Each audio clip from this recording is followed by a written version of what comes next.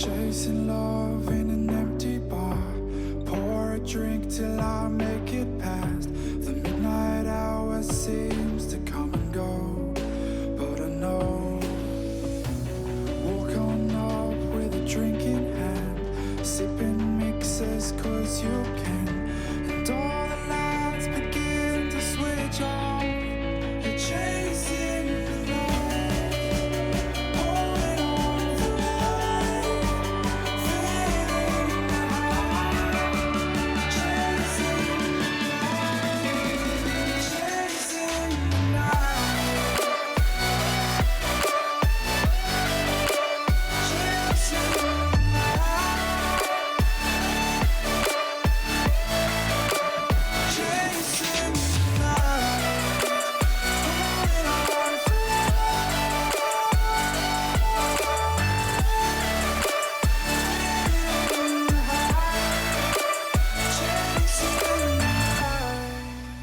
holding on for life, feeding the high, chasing the night, chasing the night. Hotel rooms and city squares, champagne bottles, drum and snare.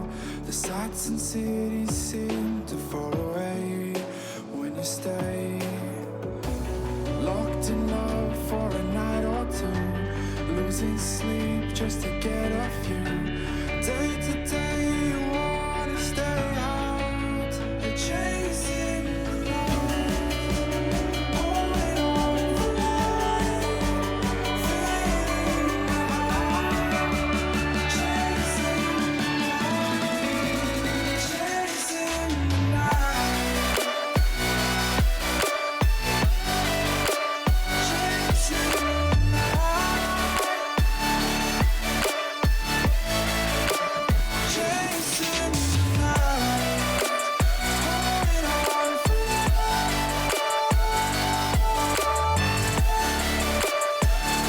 feeling the high, chasing the night, holding on for life, feeling the high, chasing the night, chasing the night.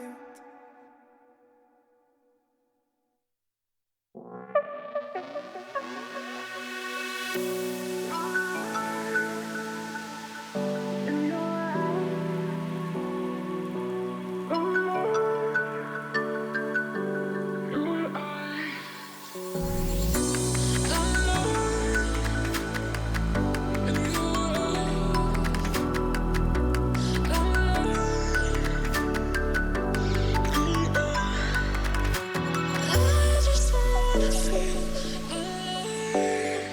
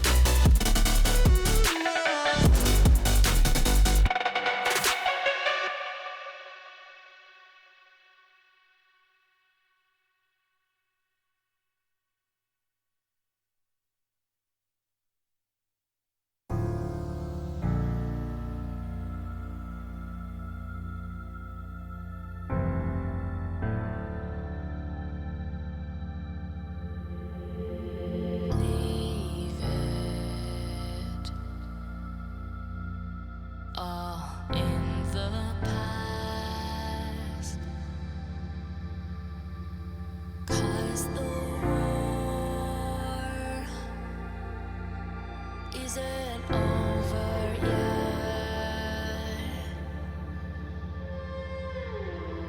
You lost one fight,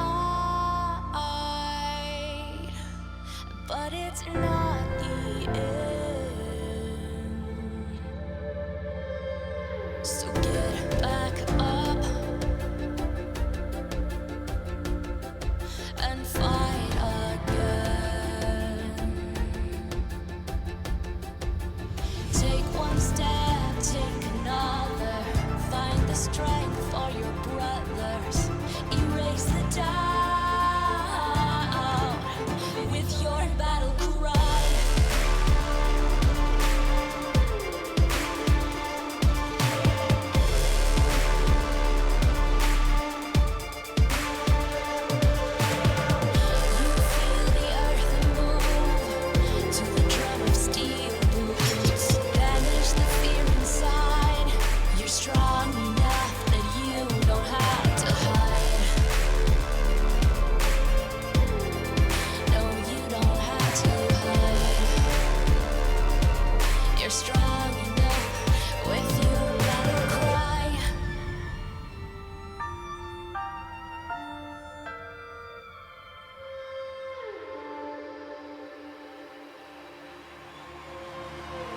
Clash of steel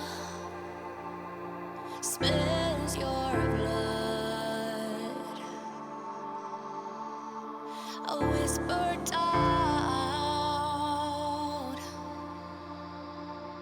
fills your head, but you have to fight again. So take one step, take another.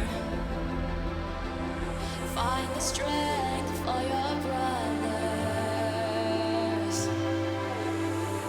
Erase the doubt with your battle cry. With your battle cry. You feel the earth move to the drum of steel boots. Banish the fear inside. You're strong enough that you don't have to hide. No, you don't have to hide. You're strong enough with your battle cry.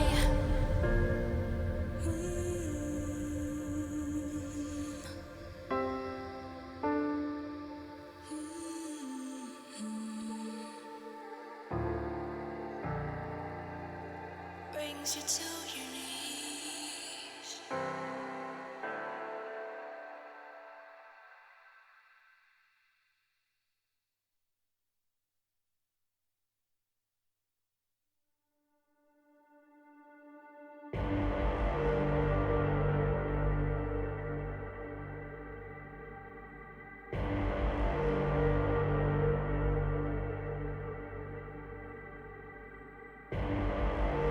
Rising out the ashes, coming from the ether.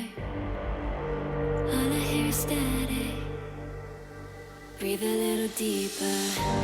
Fallen, broken, a million light years away from home. My eyes opened, and now I've come to claim life. Oh, never let it go. These wings carry me. Live this fantasy.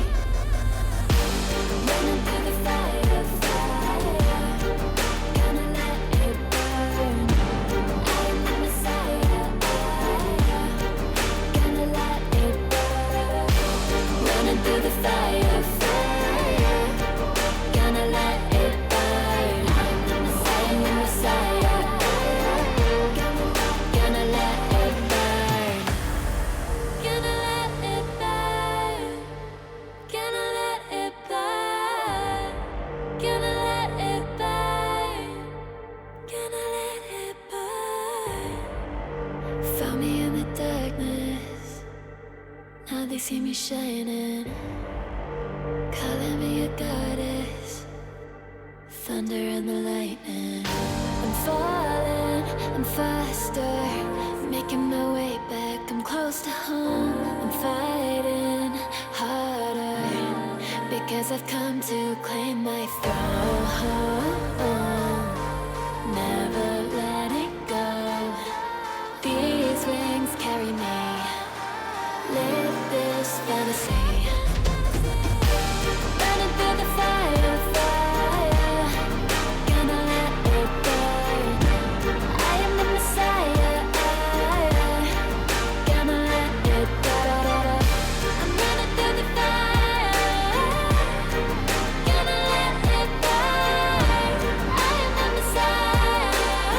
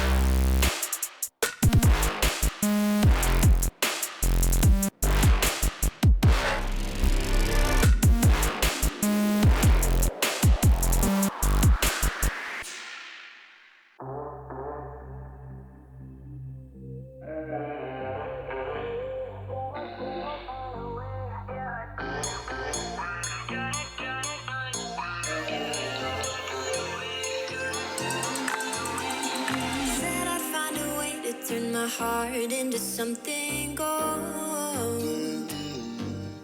Knew I sold my soul to the devil long ago. I rode it all along on your way right before it broke. Time was thrown down the well, so I let you go. What I do right now. What I do right now for you, for you.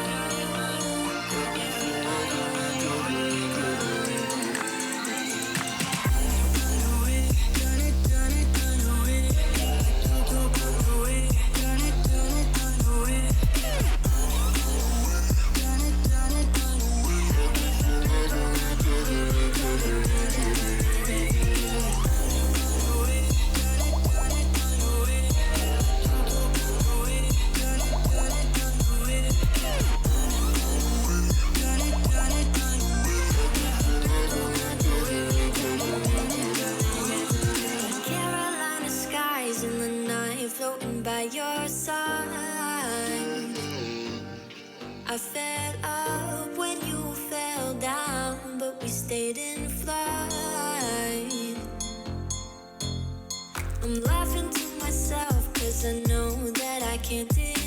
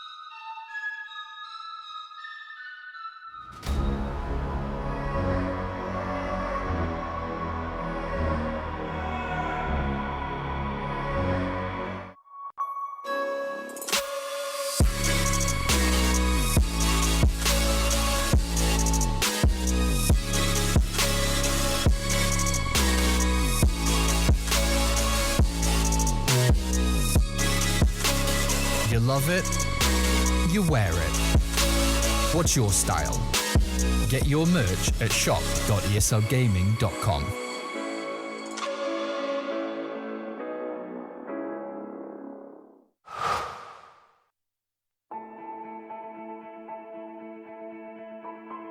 Dota's the kind of game where you kind of know you're going to win before it's even over. Aggressive on the run, Universe right behind him. They keep running in, but GG I was having a down day, and I decided to revisit some good memories.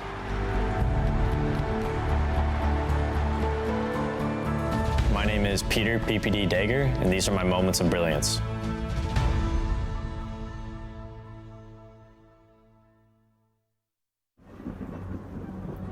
Multiple witnesses have reported mysterious shadow sightings all around the city. According to experts, the origin of these shadows is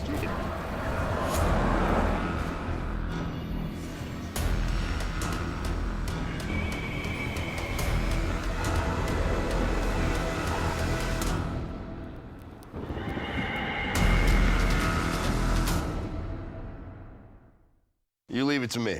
I'll get your taxes in an okay place. What? Well, just as soon as my audit is over, this gets my undivided attention. Take a lot of trips to the islands, Phil. Pretty great, right? Oh, Phil's legally dead. Fell off a boat. Going by Dennis now. Solari. Long story. Then we got, oh, no, you're not gonna want to see this. I don't think this is gonna work. Just okay is not okay. AT&T has America's best network, now with our best plans at our best prices, starting at $35 a line for 4 lines, new from AT&T. Everybody loves an underdog. Who needs to be liked? Mountain Dew Amp Game Fuel. Victory in a can.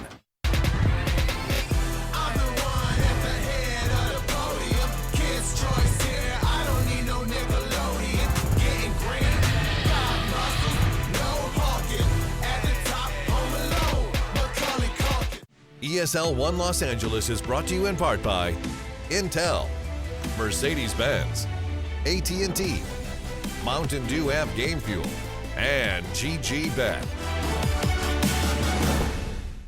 Alrighty then, everybody, let's get this started, shall we? Team Secret taking on Chicken Fighters here for the ESL 1 Los Angeles 2020 online group stage for Europe and CIS as we crack open the draft with our first picks. I'm Gareth, joined by Lacoste, and we start things off with Nature's Prophet, Troll Oracle. Lacoste, good morning. Good morning. How are you feeling, Gary? Yeah, pretty good, honestly. Did you have some good, nice German slash whatever breakfast you're eating right now? No, I skipped breakfast. I was a little bit late getting up this morning. Cycled into the studio, got myself here, got some coffee and water. We'll sort out food later on. Did you have breakfast? Yes, I did. Just ate some like prosciutto sandwiches. Ooh. I'm good to go. Fancy man. Yes, I am. No, I'm kidding. I'm just a goddamn redneck. Pleb. So let's focus on the draft. Team Secret, Nature's Prophet opening. Puppy was second net worth with his Nature's Prophet in the game against Virtus Pro, I believe. Like, he was getting all the farm on the map, getting the kills. Team Secret, definitely the hardest team out there to draft against. You don't know what they're going to do. You don't know what they're going to pick.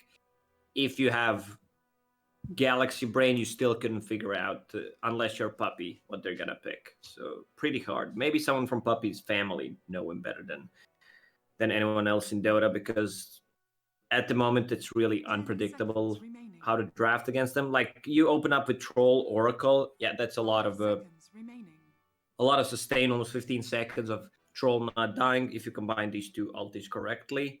But pretty sure Team Secret has a way of dealing with that. They already have Earthshaker's Fisher, so they can block them off. The rest of the team, we all know how Yapsor plays Earthshaker very well. Also, Nature's Prophet with the Sprout against Troll is decent. One thing you can do is you upgrade your Quelling Blade, you buy Battle Fury, so you always have that Quelling Blade to cut down your trees. Pretty smart, huh? You just spend 5,000 gold for it. Counter the Prophet with 5,000 gold, no biggie. And Rubik coming out now for Chicken Fighters. I do like their bans, to be honest, though. Tusk, Monkey, Pango, Kotl, as Secret were opening up Keeper of the Light with Pango or Tusk in their first, like, 3 or 4 series. Tusk and Chen also being pretty prominent for them. But like you're saying, this Nature's Prophet potentially in the hands of Puppy there. And their versatility unmatched. Now looking at their drafts, they pick any heroes, put them into any lanes, and they seem to just be steamrolling this group stage. 6-0. Not dropping a single game against Liquid, NIP, or Na'Vi so far. Yeah, as expected. I mean, Team Secret is, I would say, top 2, top 3 teams in the world at the moment, and it feels like it always is. And this is what I just talked about. How do you just straight up pick Tidehunter out of nowhere? It's not like he's having a good matchup against Troll in the laning stage. It might be a mid Tidehunter, it might be an off-lane Tidehunter. You don't know. Carry Tide, let's give it to Matsuma, man. And you're picking it into Rubik as well, so the potential for stealing Ravage is going to be there. Yeah, Puppy just like, right, let's play Tidehunter, guys. It's not as though, like, it hasn't been picked or banned in any of their series. I think we saw it once from Boxy 2 days ago, and I feel like that's the only time I've really seen Tidehunter, as the pretty immediate response from Chicken Fighters is that Doom. Get the ulti onto Tide, stop the Ravage, stop his teamfight presence, as Tidehunter often feels quite similar to Darkseer in how he functions. You carry auras, you know, Greaves, Pipe, whatever it may be, and you've got big ulti. Ravage versus Darkseer's kind of vacuum wall combo. If you doom him up, he literally offers you nothing.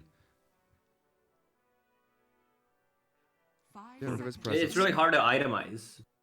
Like, you can buy Lotus Orb, I don't know. It's a tough choice for Tidehunter, and this is a great hero against Troll. He wants to be in the front line. You drain his damage. Pretty much all his damage is gone. There's no way that he deals with that. The heroes, like, they don't early build into Force Staffs, and Force Staff got nerfed when casting on your allies. Like, it's one of the biggest nerfs on the saving items that I've seen in quite some time. Like, I usually play position 4 or 5, and I loved Force Staff ever since. So you need to be really close to your allies to actually use it, which kind of breaks the whole point of having the item. You are putting yourself in a bad spot just to save your ally. Yeah, breaking that positioning. Yeah, so any of the neutral items, Ether Lens, anyone that has talents with the cast range really benefits. Also, like Keen Optic, Telescope. Yes. Sure thing. What are we looking for? Team Secret, 5 Profit, 4 Earthshaker, 3 Tide. They're picking backwards. Razor 2, and then they're looking for their 1 as the final. But of course, Razor, pretty flexible across the board. As Medusa Band out. Chicken Fighters, it feels like their supreme hero is being left until last. Storm Spirit has been one of his primary go-to heroes, but he's also picked up, DK, TA here and there. You can play a number of heroes reasonably well, but into Razor, picking up Kunkka, for example, is kind of shut down a little bit just because of that hero matchup. I believe it's a great Storm Spirit game. They have no real lockdown. You have Earthshaker, can't really set things up earlier. Tidehunter needs to commit Ravage. And Chicken Fighters, they have the last pick. So Team Secret ban into pick, then Chicken Fighters can counter it. What's Puppy afraid? Is Puppy afraid of anything? Is he just going to leave this ban blank? Let it go all the way through? Gets rid of the Queen of Pain. So it looks like they're wanting to put Razor mid, and now Ursa coming out as that final pick. So potentially giving away their laning setup. So now you've got what? Doom Rubik is a lane for Chicken Fighters. Oracle Troll in your safe lane. And your mid laner has to go up against a Razor. What about like a Supreme Arc Warden or something? Or does Arc Warden just feel too slow nowadays? 10 seconds remaining. Having Arc Warden and Troll, it's too much farm. You need something that creates space. I would prefer like a Void Spirit or Storm Spirit. Anything that's mobile. Team Secret kind of lacks that lockdown. Razor, Ursa, Nature's Prophet, they don't provide any. Earthshaker earlier with the long cooldown on Fisher. Same goes for Tidehunter with his ulti. Or maybe they're just looking at the lane matchup, something against the Razor. It's not like Razor is having that many bad matchups. You can pick Lina and outrange the Razor. And just click him, trade harass before he can static link you. Light strike array to run away. That's not a bad shout. I don't know if I've seen Supreme play Lina recently, though. What's he had? He's had Invoker, bit of Monkey King, Medusa, Alchemist. It really just has been that Storm Spirit that he's been going to the majority of the time. There is the Lina you called for.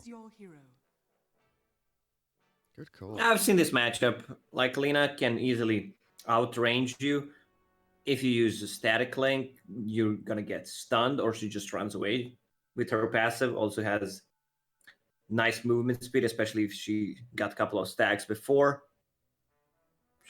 So far, so good from Chicken Fighters. I thought they were gonna get outdrafted. It's hard to predict when you see Team Secrets draft whether they outdrafted the enemy or not, since you can just get easily outplayed. Yeah, it's the way they move around the map and how they play these team fights. That really sets them apart from the rest of the squads. But there we have it. 5 heroes picked per side. You leaning one way or the other? You like Chicken Fighters draft? Do you like it better than Secrets? Do you have a percentage for us? You like giving percentages on drafts? Yes, I do. But you don't want to. I'm not a big fan of Troll. That's the problem. I feel the hero is extremely slow, especially if you're going for that Battle Fury build, which I've seen Charlie do. And I don't think you can afford to get Battle Fury against Team Secret. They will run at you. Look at how fast their lineup can play. Taking the Roche with Ursa, having a superior team fight with the Tidehunter and Earthshaker. And Nature's Prophet, pinging around the map, jumping from fight to fight. I'd go 60-4 for Team Secret. Okie dokie, there you have it. As we get ourselves into game one here of this best of 3. ESL 1 LA, sponsored by Mercedes with that MVP.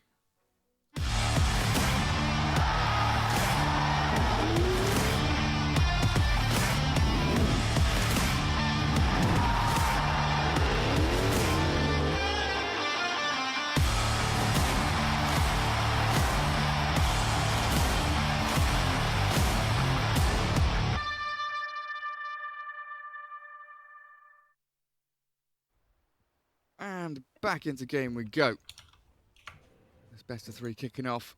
Chicken Fighters up against Team Secret, both up near the top of their group. Team Secret, of course, undefeated so far, but Chicken Fighters, 2 series wins, 1 loss, as they were able to take down NIP and Team Spirit, losing out to Na'Vi 2-1.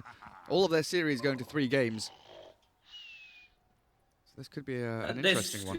This could be changed today. Best of luck, fellas, Saberlight says. That's nice. Yeah, Doom is a hero that has a very low armor, 0 armor starting, so he buys Ring of Protection, knows that he's going to be laning against Ursa.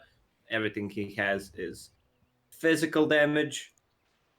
They need to start playing aggressively early on, using Fade Bolt straight away in the laning stage, and that's going to be 3 heroes on the bottom. All right. Small things. This is how you win. They just killed 1 Nature's Prophet 3. 1 Furion tree. Beautiful start. Oh, where's that thing gone? Team A. Need to get these GG bet odds up. Oracle level 1. He's got some experience, has he? Seneko, fish it up again. Yapsor. And with good body blocks.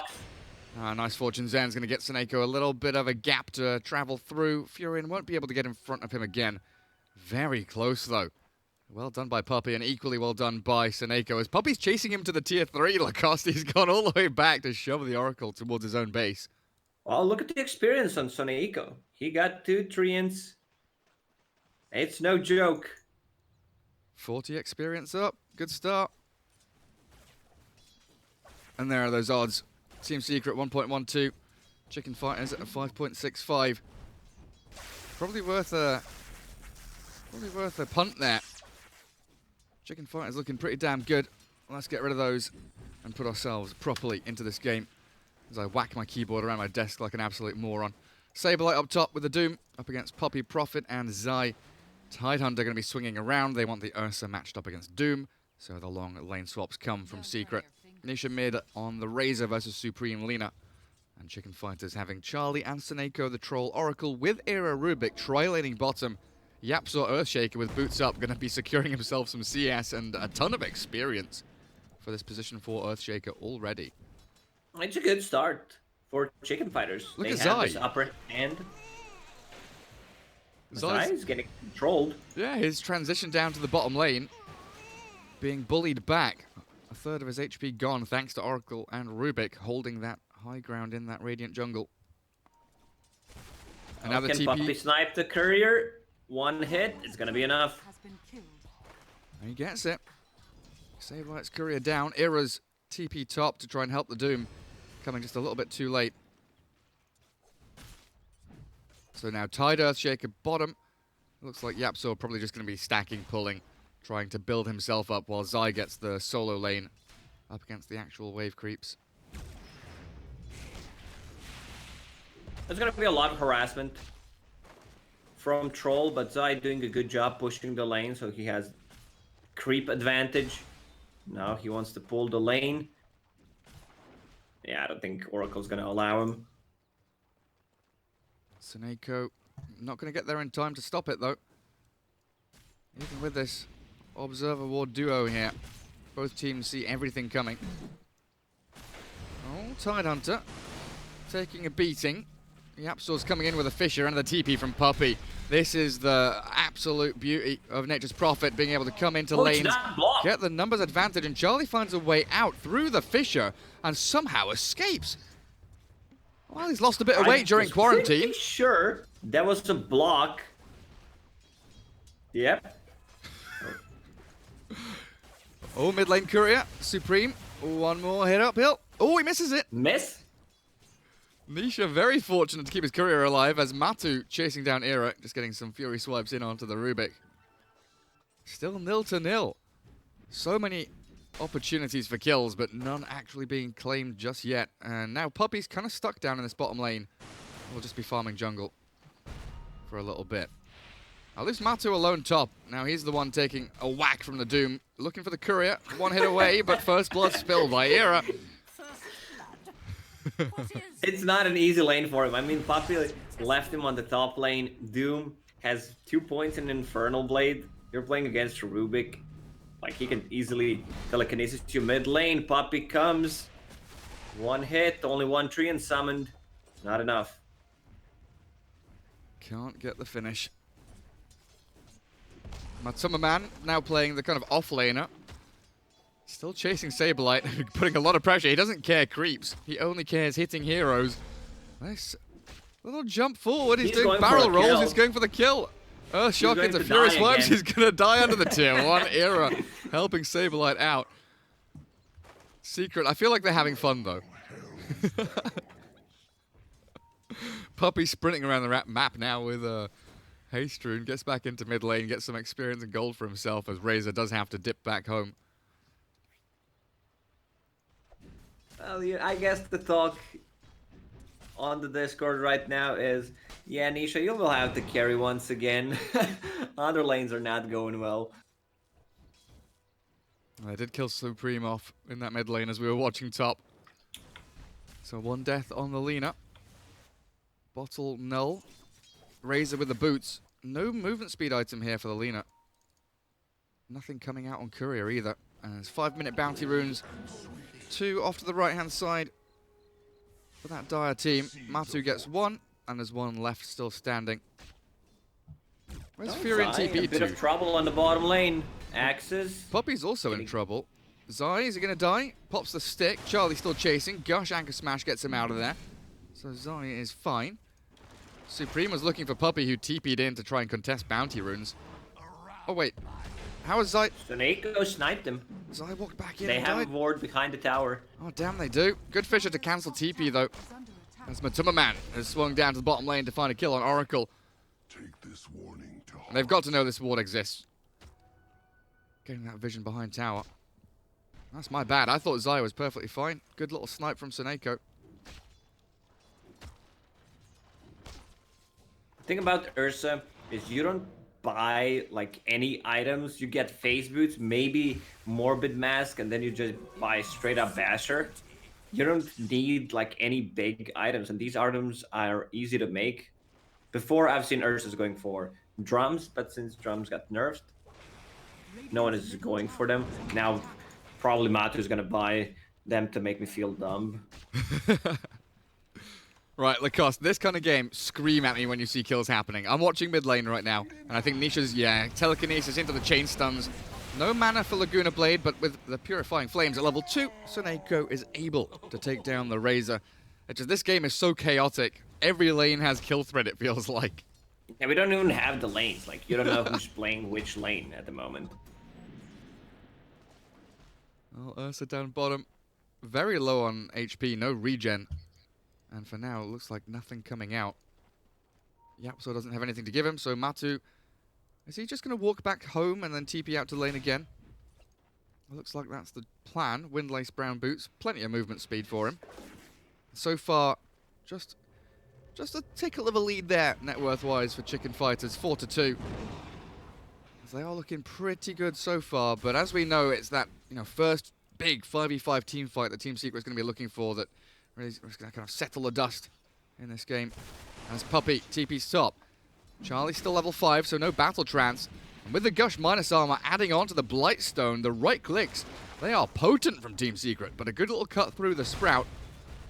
Focus down with a Fisher and another Gush. Yapsor's here to try and save the day and gather them a kill, but in comes Seneko. Nuke damage galore. Oracle finds the kill, disarms up the Ursa. Chase is still on as Charlie TP's out. Seneko giving him a heal on his way out, and they'll get the kill on the Oracle as Saberlight TP's top. In comes Lina. Hello, Supreme with a Doom forward. Light Striker Ray dodged though. Very fast little teddy bear. Movement speed, what are we? 384 over on the Ursa Warrior. Supreme held out with a Sprout, but they've got the Light Striker Ray and that Infernal Blade level 3 now. Monumental amounts of damage, and Matumban's still trapped here, stuck in behind the trees. No Ravage.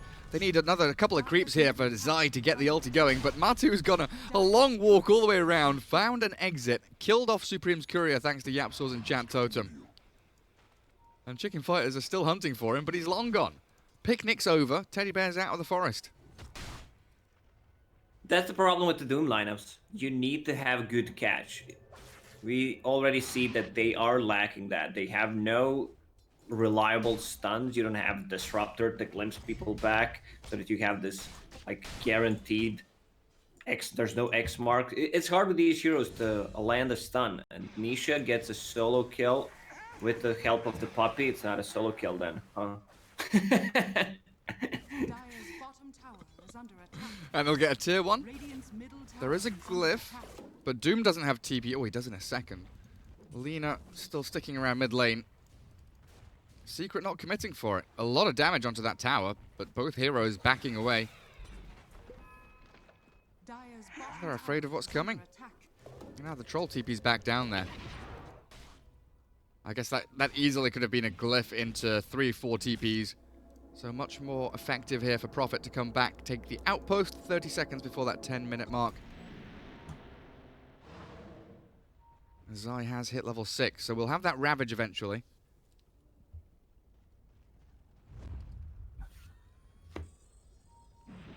Smoke from Chicken Fighters. Lina is high level, level 8. Laguna ready.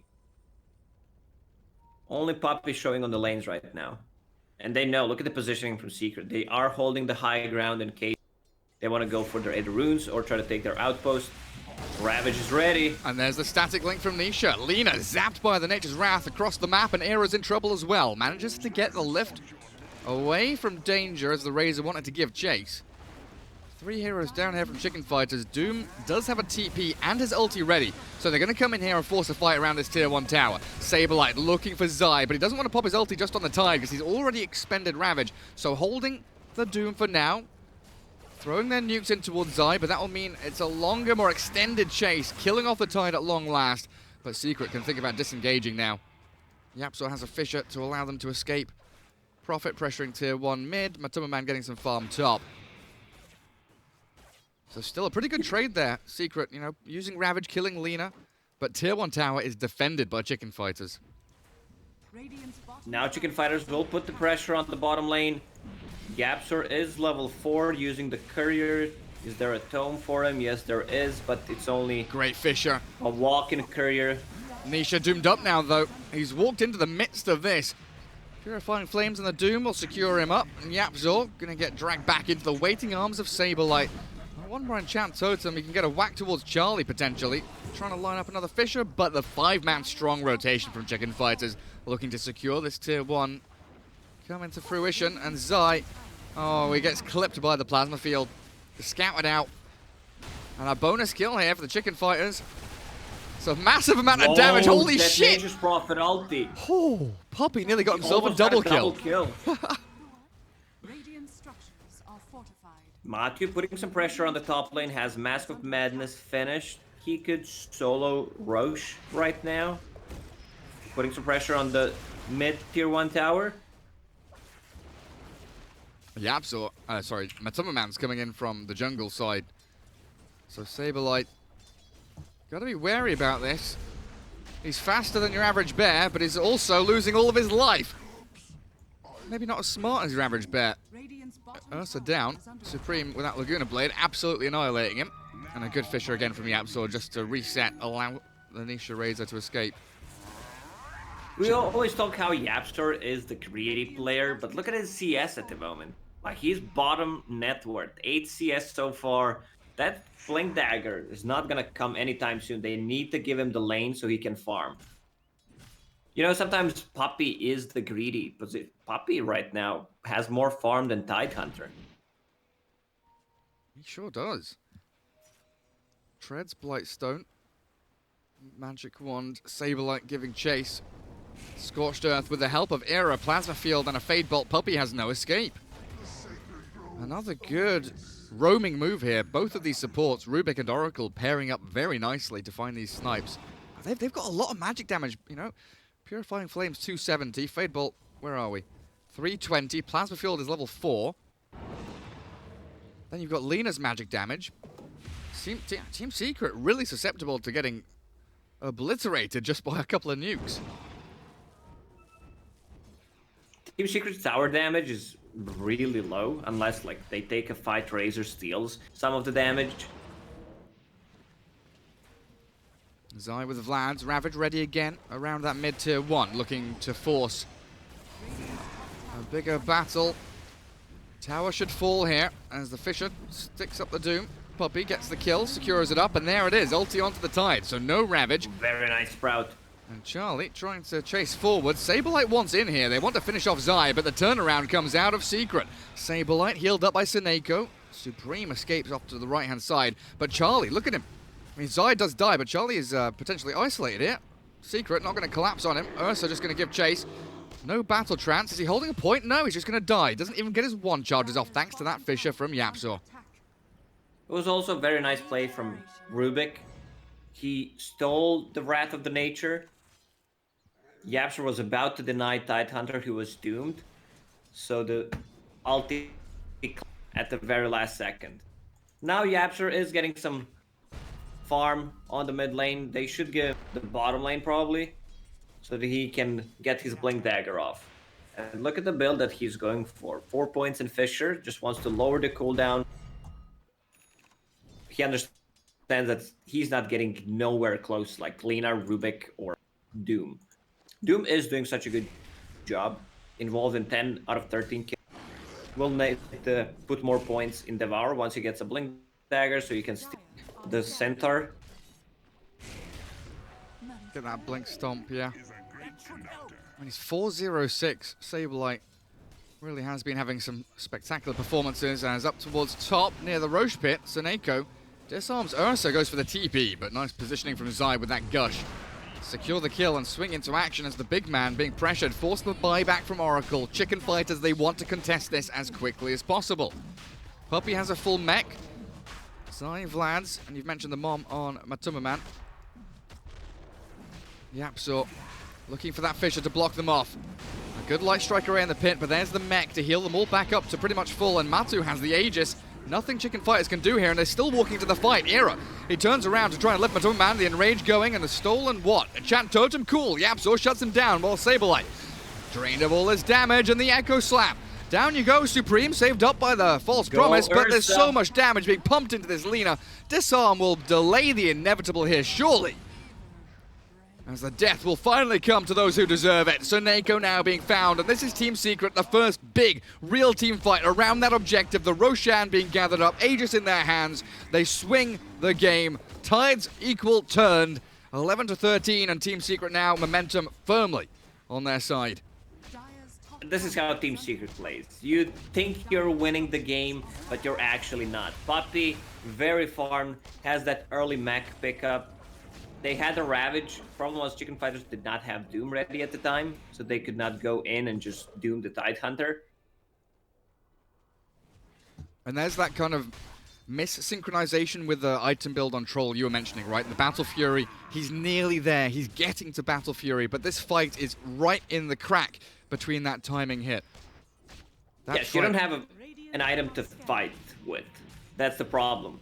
If he went for like a Diffusal Blade, he would be able to join a fight with his team. Right now, Team Secret is really not afraid of this Troll. And if you see how Team Secret is using their spells, like, it's just a Sprout, I can't do much with it. Puppy is blocking them off real nicely on top of Earthshaker's Fissures, so they can choose where they want to take a fight. Now Ursa, who is really struggling, on top of Networth. Mask of Madness, full basher on him, extra wind lace for some movement speed, so he can chase people down. Sure can. What do you reckon Zai goes for? He bought Vlad's, he's got these little items here and there. Oh, he's got Blink queued up now. There we go. He answers my question. Thinking about the Blink. I was just wondering, do you need pipe this game? Do you need some more stats, some more auras? And he says, nah, I want jump, I want initiation. Dire's top tower is under attack. Gathering up bottom lane now. Troll Warlord, Battle Fury coming. Double damage rune for the Lina. With an arcane rune as well. Ooh, that's a nice double rune for Supreme. That's perfect. What more could you want on a Lina? Maybe an Invis rune on top of that. All right, Lacoste, calm down. Just buy a Shadow I'll Blade. rejoin the call, Gary. It's kind of okay. lagging for some reason. Fair enough. I'm back. Very nice. Supreme catching Matumba Man. Aegis still in hand for 2 minutes. He just pops the enrage and walks it off. Nothing really there to follow through as Chicken Fighters ran out of stuns. The Blink stomp on Zai. Saberlight considering a bit of action mid. Just toying with a thought. Gotta be careful though. Yapzor 200 gold away from Blink. Team Secret will just be waiting for that item to come up now. Come on, give Yapzor a bit of farm. What's he got? This camp? Large camp? Yeah, he'll have enough money off the back of these two. They're just gonna wait for it. Let him hit the. Let him get the Centaur, guys. Let Yapzor get Blink Dagger. Come on. Nah, they don't want to give him. They're trolling him like, you can't have a Blink. Nah, nah, nah, nah, nah. Why are you doing this to poor little Yappy? He'll get the full creep wave on the mid lane now. That's his Blink Dagger. Also has the smoke for himself. Very nice. Still a decent timing on a Blink Dagger. 30 seconds until the outposts and the bounty runes. Oh man, Ursa with the Imp Claw on top of that. Basher, Mask of Madness, yeah. And I guess Razor is moving pretty quickly into the BKB, so they're trying to hit that timing fast as well. With Razor BKB, Blink Earthshaker, everything should tie together. Wait a second. Tell me Puppy has Deso. Fully completed? Oh, yeah, Mech Deso, why the hell not? Nisha gets zapped out mid lane. Chicken Fighters starting a fight around these bounty rune spots. Zai gonna walk himself out of there as the enrage from Matuma Man gets him a bit of distance from the Lina. Supreme can't really continue chasing, and Zai. Stolen Fissure. Good placement from Era, very nicely done. But look at the placement from Yapzor. The double block, both ramp staircases are closed, no entry. And Saberlight has a blink with a Fortune's End, jump forward to get the stun. Nice little route there. Well played by Suneko and Saberlight, getting them a bonus kill. 2 cools down on Secret side. Very nicely executed from Chicken Fighters. They were fighting while there was still Aegis, which is gonna expire in 2 seconds, and they got the kill on Razor. Like, you might think you're tanky enough, but if you get doomed, you're straight up dead. Fisher onto Ursa. Aegis gone. He's got Enrage and Earthshock. He's going to turn and fight Charlie here. Another Fisher, this time from Yapzor, as the False Promise allows Charlie to turn and rip the bear to shreds. Nisha's Static Link draining Charlie's damage for sure, but now he's stuck in a precarious position. 1 versus 4, and down he goes. Team Secret bleeding out a couple of kills unnecessarily. Doom is still chasing. He's gonna have a Blink Dagger soon. Charlie also very close, so that's gonna be another kill for Chicken Fighters. And another great Fisher from Era. This Rubik with the green Fishers setting up kill after kill. And Chicken Fighters, after a couple of team fights going Secret's way, they've kicked it back up. Troll Warlord feeling like an impactful hero now. 11k net worth, Lena just behind 9.3. Team Secret. Now they've got a nice spread across their core heroes here, but there's no one really out leading the pack as that primary damage dealer or the main carry. They have gap closures with Ursa and Tide Hunter. But Soneko's positioning has been amazing this game. Now he has a full Ghost Scepter, so he does not have to care about Ursa jumping on him unless he gets like a first hit bash. Also building into Abyssal Blade, so that's going to help a lot. And love the build on Lena, going for the Force Staff so that she can take care of herself. And the ally is great against the Sprout, against the Razor. Smoke out from Chicken Fighters now. Oh, they've got this real nice deep Dire Ward. Scouts out Nisha. They'll walk into Zai first though, and he blinks out as quickly as he can. Nature's Wrath going to bounce out to stop any blink initiations there, as it is a great disengage from Team Secret. And they're grouped up mid. They are ready for a fight if it kicks off. Puppy can always TP back in with that Prophet. Well, 10 seconds cooldown, then he can.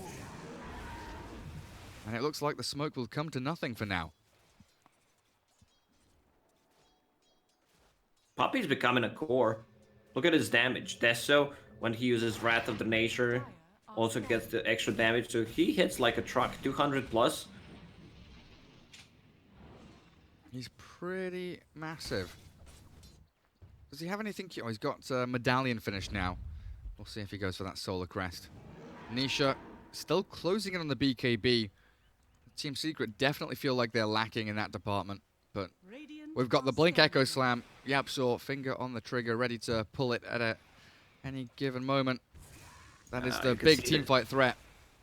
You can see the sneaky little play from Zai. He puts the plats in his backpack so that they can't see them on the wave since they're smoked to not reveal themselves. Oh, but they see the high ground observer ward placed. The Doom onto the Ursa, blink stomp there. A Fisher from Yapzor tries to delay the push forward, and a Ravage catching two into the back. Perfect from Yapzor with a blink stun, but Supreme's been saved up by the False Promise, and Charlie comes running on forward, catching out Yapzor. Zap him down. A Sabler is the first to fall. Yapzor walking out. Supreme healed back up to full. Kill the Earthshaker off, and the dive into the back. Zai is found by Suneko. Supreme force staff forward, but misses the LSA.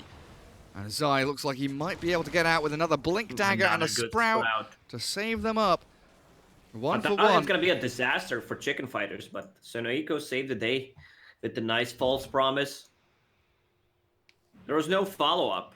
Also, Team Secret, they are controlling where they're fighting with the Fishers, with the Sprouts. Now Sonoiko's going to get rid of the couple of the wards.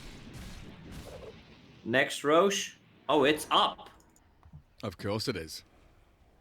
Zai's gonna scout things out. Bing, bing, bing, bing, bing. Hello, Roche. Right, who's gonna pop the Lincolns? Nobody? There it is. Give it the old gush then, Zai. Get that minus armor. -7. Aegis and Cheese now. With a BKB Cheese Razor. Aegis on that Ursa. And I think he's got Abyssal Blade coming out now. Finished, right? It is full Abyssal Blade, yes. Also Titan Sliver dropped. Oh, baby. It's one of the better tier 3 items. Status resistance against these stuns. Troll with the Basher. I think that's the item that they needed. He can switch back to Satanic right after, but needs to be able to control the Ursa. And they are lacking in the catch/control department. Rubik needs to stay away from a fight, try to get like Fisher or Ravage. I don't think Zai is gonna give you the Ravage since he's always popping Anchor Smash straight away.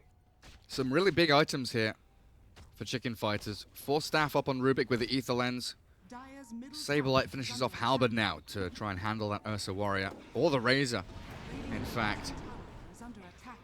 As Lina trying to finish off Shiva's guard, only a recipe away. The blink jump, Saberlight.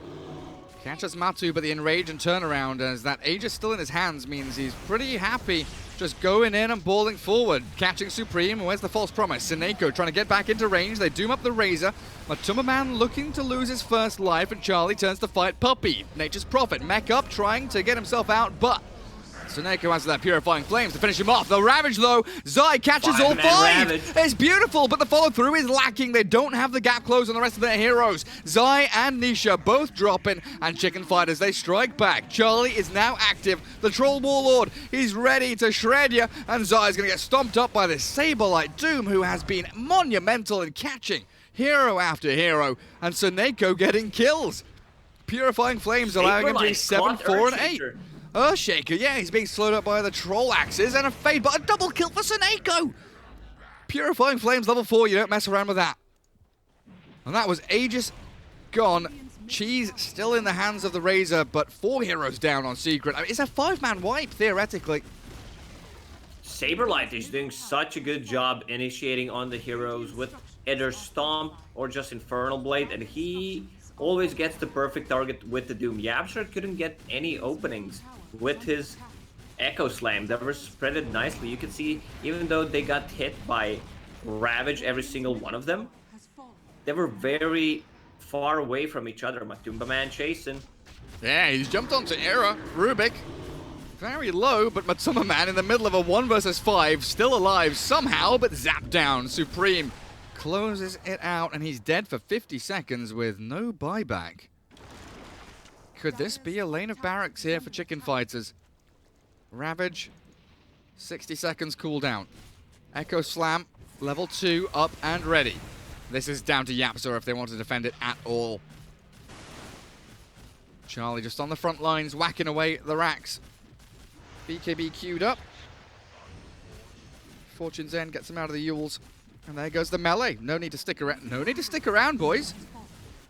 Back to a regen's kicking in. There's no reason to stick. Why is Charlie still here? Charlie's going in, man. I don't know. Fair enough. They've got a creep wave coming. That's a full lane.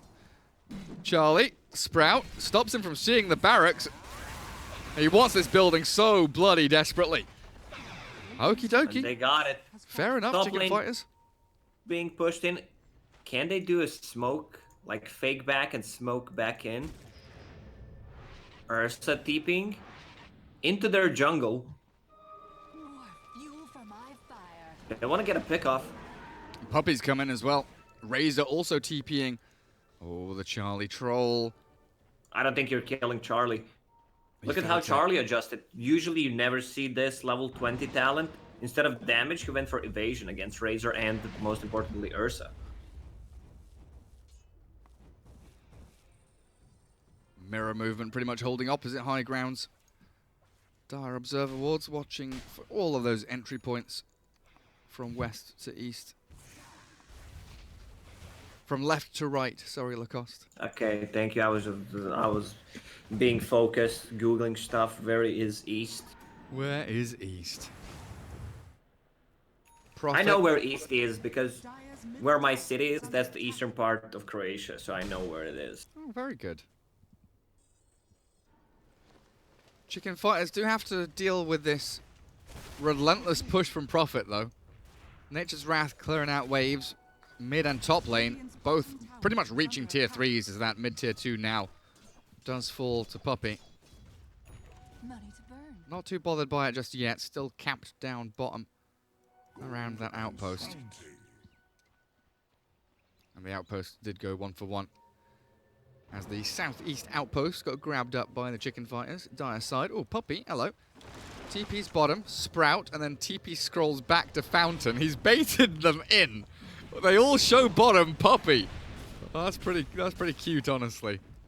He's basically just waved at them like, hey, where are you? And then they've all run towards him as he TPs away. This Lina is so farmed. Shiva's Guard, Force Staff, Yule Scepter. Like, Lina definitely needs an armor item, and the Shiva is perfect. Just slowing them down for the chase, also vision. Puppey is a core this game. He's the most farmed hero for Team Secret right now. Well, Charlie, TP top to clear out wave. The rest of the team smoked up for another 5 seconds or so. All the way across from bottom up to top. As Team Secret back away from their high ground, not willing to hold it. Instead, they want to keep the split push going. Back into base they go. Having already lost that mid lane of barracks, it is this kind of poke and prod tactic that they're trying to deploy. Prophet, of course, the ideal hero to do just that. But eventually, Dota 2, you've got to fight. You've got to meet your makers. Chicken Fighters with a 7k lead right now, looking like they are swiftly moving towards victory.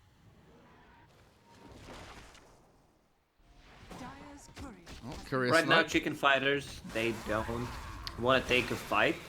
Waiting for the Roche, 50 seconds for the fast spawn. If they can get Cheese Aegis +1 and their eggs or Refresher, that's going to be huge for them.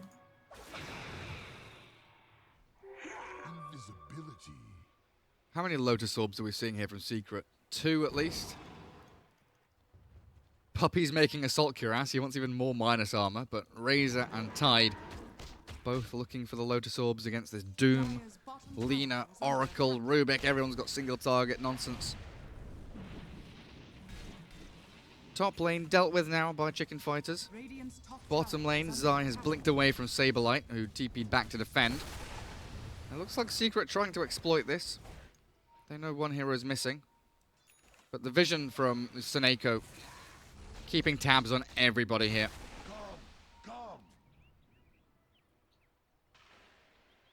In the past 5 minutes, it's felt just like Puppey has delayed this game. Kept Secret in it. That's his plan. Split push as much as he can. Building towards that AC. A lot of minus armor.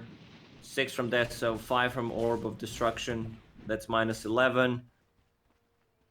These buildings, they just melt. Question is, can Team Secret contest the Roche fight?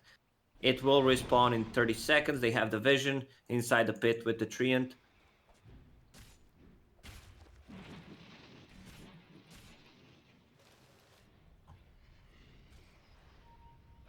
The Treant dead in 10 seconds. Roshan up in 18. Very sad. They'll have Zai nearby, though, to come in and scout it out. Yeah, Zai cosplaying Treant. He's a big boy. Full BKB on Nature's Prophet. Hell yeah. And that lead Hey, no, from Roshan is up. It's diminishing. BKB Doom, 10 seconds duration, freshly picked up. Jump and the catch, trying to pick off the Razor, but Saberlight has expended Doom and ulti, and BKB, sorry. There's no follow-up. And Razor is out of there, so now Secret know that 2 massive components of this Chicken Fighters battle plan, they've been wasted. Yeah, you can see Chicken Fighters, they are afraid right now. You can see Charlie running in on the Roshan. Like, do I start hitting him or not? Team Secret will take this fight. They know there's no Doom. And Sprout up, the Abyssal Blade jump onto Puppey. Nisha's there with a static link, but the Force Staff, double Force Staff up to the high ground. Well done, Seneko and Supreme getting Charlie out of dodge. And Roshan wondering what's happening out on his lawn. All these kids yelling and shouting. Aghanim, Scepter, Cheese, Aegis. When you get old, Gary, are you gonna be that guy shouting at kids that they're being too loud, or are you just gonna give them candies and understand that you were young once before? I'm going to do neither. I'm going to put my noise-canceling headphones on and not, and not give a damn about anything. The technology exists, Lacoste. That sounds like a great plan. Man, I remember one trip to Los Angeles. There was a screaming baby that was crying for like 11 hours. It was one of the worst experiences of my life. Like, it was sitting right in front of me. That is real painful. I think the flight, like, I bought noise-canceling headphones for a trip. It did not help. Like, oh, it didn't? Damn. No, it didn't. Well, I guess it was right in front of you. But Roshan taken up, but Summerman has popped his BKB. Ags and cheese in his backpack, Aegis in inventory, and they jump the Doom. Down goes Saberlight, gone for 70 seconds. And Chicken Fighters, they've slipped up here. That is Secret exploiting that one weakness, that one timing where Saberlight... We know we've been praising him. Every jump has been perfect from him. The Blink Stomp, Doom. He had BKB and he wanted to make it work, but one miss, one missed initiation there, and the next team fight just completely crumbles if you don't get that target killed. So far, they've been playing nicely around him, sticking. They understand that they have a lack of catch, so need to be close to Doom. They can get a kill. Rubik didn't have a single stolen spell, since they were not fighting for the long time. No Fissure, no like Sprout or anything. Now Ursa picked up Aghanim's Blessing. Troll turns back onto Matuma Man. Abyssal versus Abyssal. Matu Enrage back up in 10 seconds. And we've got Blink Forced Ravage. Blink Echo Slam. Soon to be Force Staff on Yapzor as well. Nisha Halberd up, going Lincoln Sphere now, so deciding not to go into Lotus Orb, leaving that for Zai, which is pretty much completed.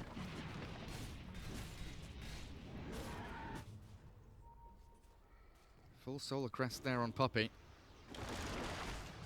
Who's been used up? Oh, it's Matuma Man in wildly deep, and there's a jump onto the Razor, but the escape is on. Matuma Man does get zapped down with an inch of his life. The Aegis will pop, but he's still got BKB Cheese to fall back on as Puppy BKB counted out by the Bash. He can't TP and he can't escape. Matuma Man still sticking around, and the Ravage again onto 5 with the Echo Slap from Yapzor. Gorgeous from Team Secret. The TP reaction now and the buybacks from Chicken Fighters come through, but I think it might just be over. No, Charlie, he stands his ground, he battles through. The powerful Troll has found his way in, and he's going to get pick off after pick off. Suneko with a double. Chicken Fighters, even though they meet that massive team fight ulti combo from a Secret, the Charlie Troll able to withstand it all.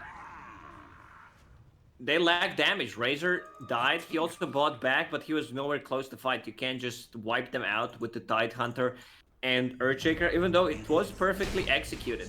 Now they're gonna go for tier 4 towers. They want to end this game. I mean, where's our buybacks now? Profit, no buybacks, 7 minutes. Razor, same story. Earthshaker pops back into the game. Ursa Warrior, 250 gold away from it, but look at Nisha, he's about to drop. He's got the cheese still in his inventory. He's all right for now.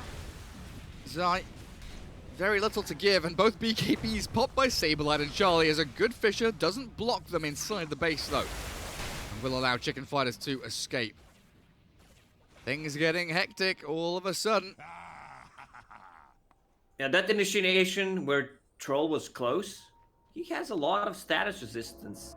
Titan Sliver, SNY, what is that? 33%, so you can't lock him down with the Earthshaker. He will always have time to either pop a Battle Trance or just Abyssal Blade, you maybe even Lucky Bash you. Also building that Satanic, so that's going to give him even more status resistance. Yeah, he's going to be up to like, what, 50 or something like that. And then you've also got these 4 staffs. Was it 3 of them? Rubik, Lina, and Oracle. Suneko has been pretty on point with his positioning as well to get these false promises into his core heroes. Top bounty runes for Secret. Grabbing up some big, juicy neutral items. Let's have a quick look, shall we, Lacoste? We've got ourselves an Illusionist's Cape on the dire side. Enchanted Quiver, Titan Sliver, Telescope, Orb of Destruction. Sorry, on the Radiant side, not dire. Brain Lag. Prince's Knife on the Dire with a ninja gear. Ninja gear picked up by Oracle. He wants to be not seen in a team fight. Stand as further away from this Ursa as possible. He's also high level. Like, he's about to hit level 20. Just bought a tome for himself. False Promise, Invisibility picked up as expected. I mean, move speed is good, but okay, Spell Prism on Lina. That's a big one. Lowering the cooldown on your ulti, 40-second cooldown. What's the damage with Ags and Spell Amp Talent? 1100. Not too bad. Pretty damn good. Havoc Hammer. Not one of my favorites. I can go stay back Yeah, I and still stash. feel like this item needs some kind of a buff. Top lane, Radiant have pushed it to tier 3. Mid lane's coming in. But Chicken Fighters are setting up base camp down bottom. Zai, Prince's Knife now for the Radiant team. Working on a Refresher Orb. As Lina TP's up to top. The rest of the squad swinging towards the tier 2, so it looks like they want to try and connect somehow. But Secret, they have the defender's advantage. They are moving around their base. They're just defending lanes from one side to the other. Much longer distance for Chicken Fighters to travel across the map. Flicker, another tier 4 item that's a bit... Oh, the Jump Puppy. He's very tanky, but he still will die. Dead for 80 seconds, no buyback for 4 minutes. So that is a solid minute or so now where Chicken Fighters are 5 versus 4. Are they gonna go tier 4s again? Is that what you aim for? Or are they gonna go bottom tier 3 in barracks? I would go bottom. They tried to go for a mid. It did not work out. Troll. Damage being sucked. That's going to be almost full damage. And Matuma Man's looking for the backstab. They've got the Doom on Tanisha, the Force Staff out. Gush from Zai, but the Jump Abyssal from Charlie deep into this Radiant base. Doom gives chase. Just go in for the Razor. They know that once they get these buyback heroes, it is probably over for Secret. 110 seconds for the Razor to come back. And Charlie Troll shredding Zai, forcing the Ravage before he dies. Lina's still sticking around here, has pretty much all of her spells available as Matuma Man. 1 versus 5, a Blink Echo from Yapzor. It's good, but it's not good enough. Team Secret lose 4 heroes. The buyback from Zai will do nothing. He'll walk into the midst of battle, and the Chicken Fighters will destroy them. That's game, Gary. They're gonna go for tier 4s, and Matumba Man will call it. Nisha had cheese ready. He could have popped it, but I don't think it would matter in the end. Very nice showing from Chicken Fighters. Definitely not the outcome that anyone would predict. 34-16, game 1 up against Team Secret. Goodness gracious me. And that's Team Secret, who have not dropped a single game in any of their series. 2-0 Na'Vi, 2-0 NIP, 2-0 against Liquid. And now Chicken Fighters taking a game off Team Secret. Seneko, 11-6 and 12 on that Oracle. He definitely got a lot of kills. His positioning was extremely good in the mid game. Saberlight, some extraordinary initiations beside that one that got Roche number 3 to Team Secret. But other than that, it was on point. Like going in. This team has a lot of chemistry. The first game that we've casted yesterday, they look shit, man. I don't know. But in the other games, they look like a completely different team. And this is a huge boost to this team. You know, killing Team Secret, that no one else could do it before. I'm struggling to figure out what it is, but my gut feeling is when Saberlight's on a hero where he can just dictate the pace of the play, when he's the one saying, guys, follow me, jump the target, I jump, we go and catch them on this, on this Doom, or whether it's on his, Tidehunter or Pangolier, whatever it is, the ability just to jump in with a Mars ulti. If he can have that hero, they've looked very good. But when he's been on, what, was it Brewmaster, the game that we saw, the first one against NIP? It was like, well, Brewmaster's kind of a, off-meta hero. It's not that great. And it doesn't give that initial sort of blow-up potential. It doesn't necessarily take someone completely out of the fight. But on this Doombringer, man, it was so good. Jump in, War Stomp, Doom someone up. That's them gone. No response whatsoever. So game 1, going to Chicken Fighters. It is a best of 3, of course, so we'll jump into a break, get into lobby, and see you guys for Game 2 coming up after these messages. My name is Jordan Gilbert, aka Nothing. Hi, my name is Sue Lee. My handle is Smix. I think it's important for these initiatives to happen. Empathy really, really goes a long way, and it always means so much to us, and I think that's where initiatives like this really help. I encourage everyone in the community, anytime they see bullying, anytime they see someone getting called names, I encourage you to step up and say something. Good luck, have fun. Good luck, have fun.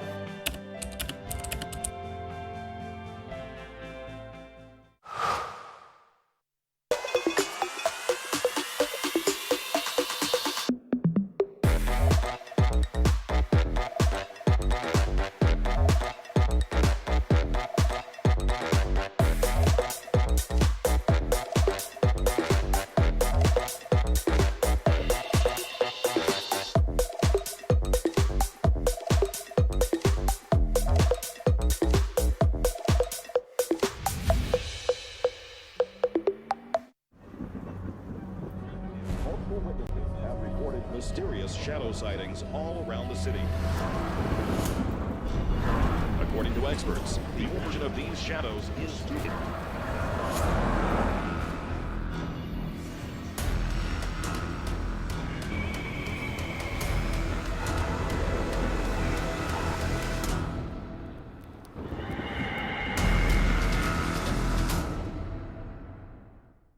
You leave it to me.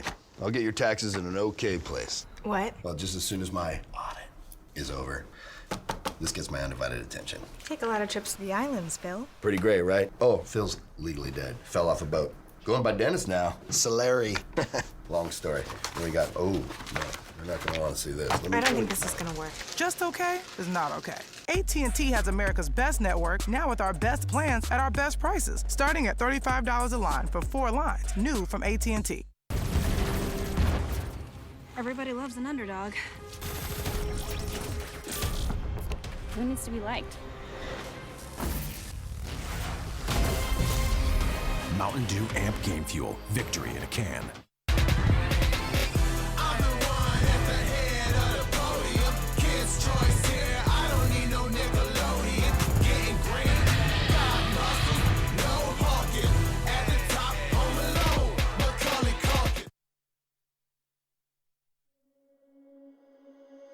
Under peach yellow skies, dreaming big and aiming high. Name the clouds passing by, wishing we run away. All we need is our passports, baby. Leave the rest in our troubled minds. Let us go down in laughter, baby. Trying to figure out what we're after. We're never heading back until we're older. We couldn't care no more, not any longer. Under peach yellow skies, we keep on searching, but we will never know what we're after.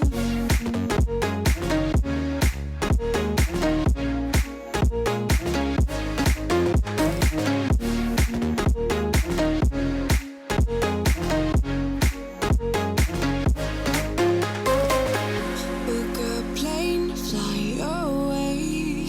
We will never be the same. And as long as you are mine, come on and run away. We wanna run away. We don't need any reasons, baby. Leave it all for the faded hearts. I don't mind if they call us crazy, 'cause they don't understand what we're after. We're never heading back until we're older. We couldn't care no more, not any longer. Under peach yellow skies, we keep on searching, but we will never know what we're after.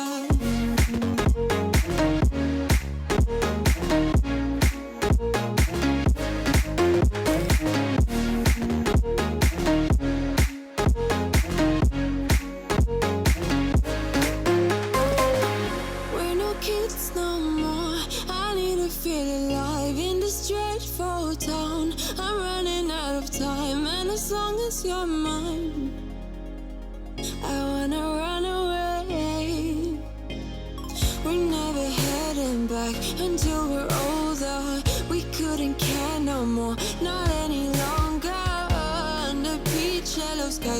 on searching, but we will never know what we're after.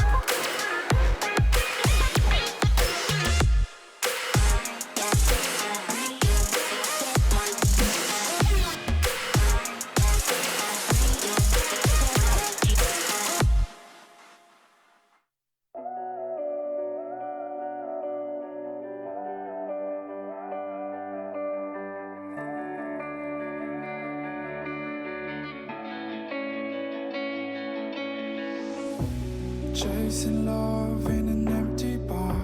Pour a drink till I make it past. The midnight hour seems to come and go, but I know. Walk on up with a drink in hand, sipping mixers cause you can. And all the lights begin to switch off. You're chasing the light, holding on for life, feeling the high, chasing the light, chasing the night.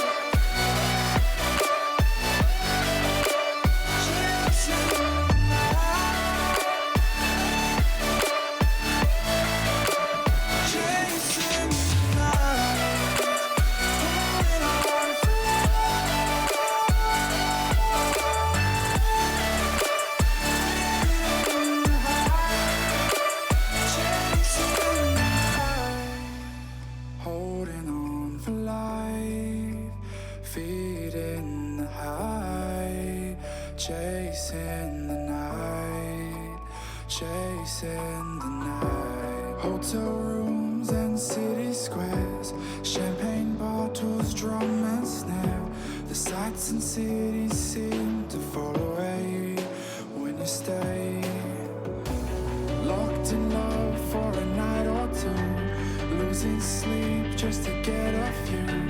Day to day you wanna stay out, you're chasing the night, holding on for life, feeling the high, chasing the night, chasing the night, chasing the night,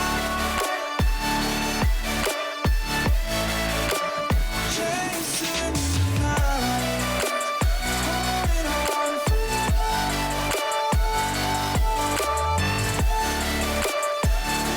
feeling the high, chasing the night, holding on for life, feeling the high, chasing the night, chasing the night.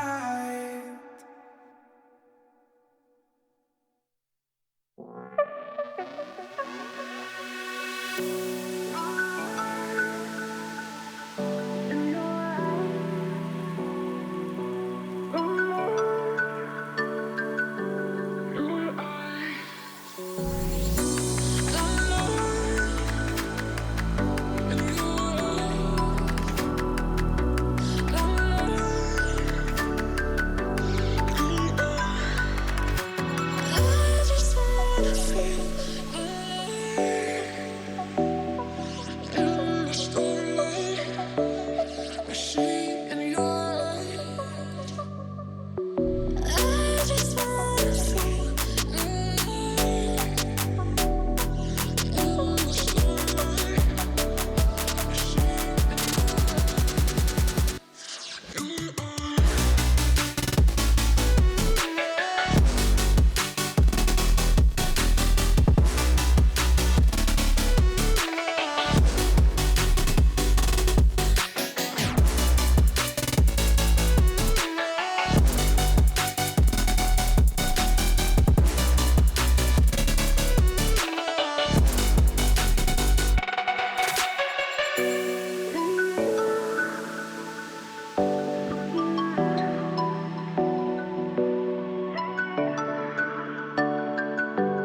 your eyes.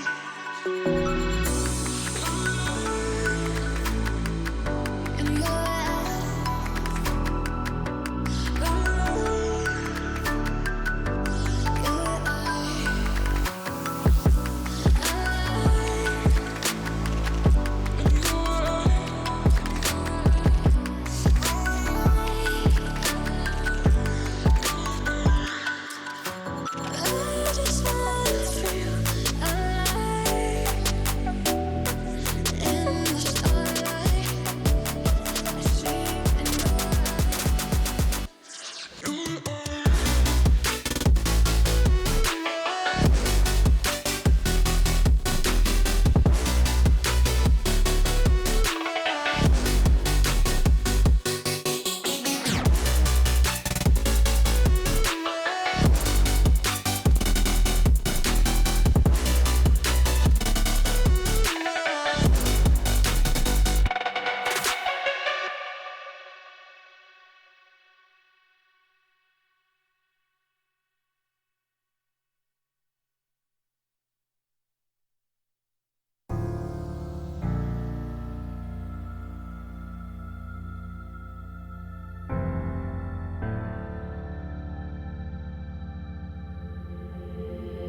Leave it all in the past, 'cause the war isn't over yet. You lost one fight, but it's not the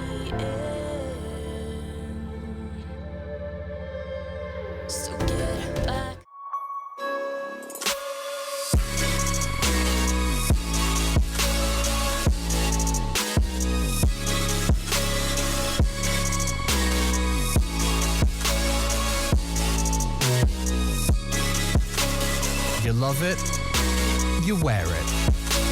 What's your style? Get your merch at shop.eslgaming.com.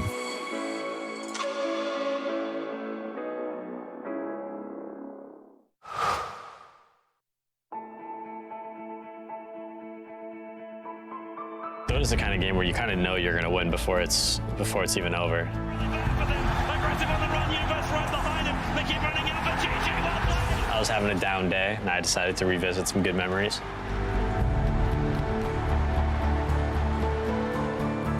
My name is Peter PPD Dager, and these are my moments of brilliance.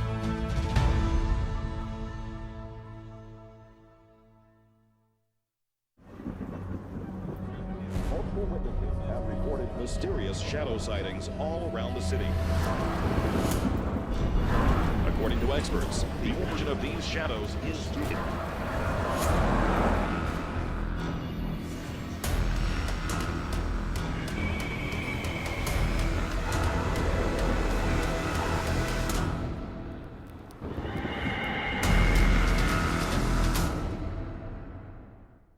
You leave it to me.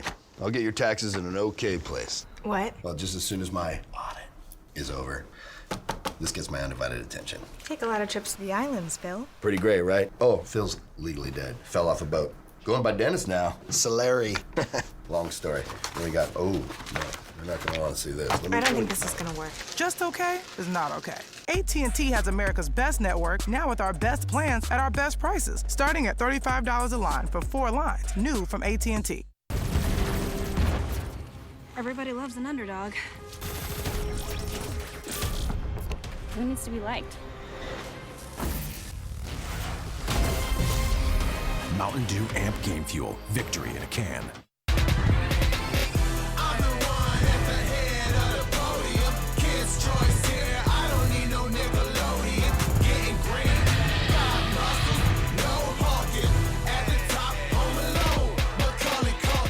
ESL 1 Los Angeles is brought to you in part by Intel, Mercedes-Benz, AT&T, Mountain Dew Amp Game Fuel, and GG Bet. Welcome back, everybody, as we get ourselves into the draft for Game 2 here. Best of 3 between Team Secret and Chicken Fighters for the ESL 1 Los Angeles 2020 online group stage for Europe and CIS. I'm Gareth, joined by Lacoste, and we've got ourselves a Cottle Bristle opener from Secret. Dire team back. Yes, we do, man. I was watching some video of Kyle, King of Humble, called on YouTube. Check it out. It's such a great video. It's an old one that before, and it's gonna make you laugh. Should they beat Egypt? Yeah, Chicken Fighters, they made a great comeback, I would say. They managed to win a game against Team Secret, who killed Roche 3 times. That's pretty impressive. It sure is, yeah. Team Secret, they had their swings back into the game. Looked like they were able to take it, but Chicken Fighters, around that Charlie Troll, we thought he was too slow, but they hit that kind of 30-minute plus timing around Titan Sliver, Sanjanyasha, Satanic, massive status resistance, and there was no stopping the Troll Warlord. Draft this time, Lycan Oracle, Death Prophet, Beastmaster, Necro, Tusk, Monkey King, Pango, Bat, and AM all being removed. As, Cottle first pick into the Ember Grimstroke, so you steal the Ember Cottle combo that has been prominent in Europe so far. Grimstroke, pretty solid support.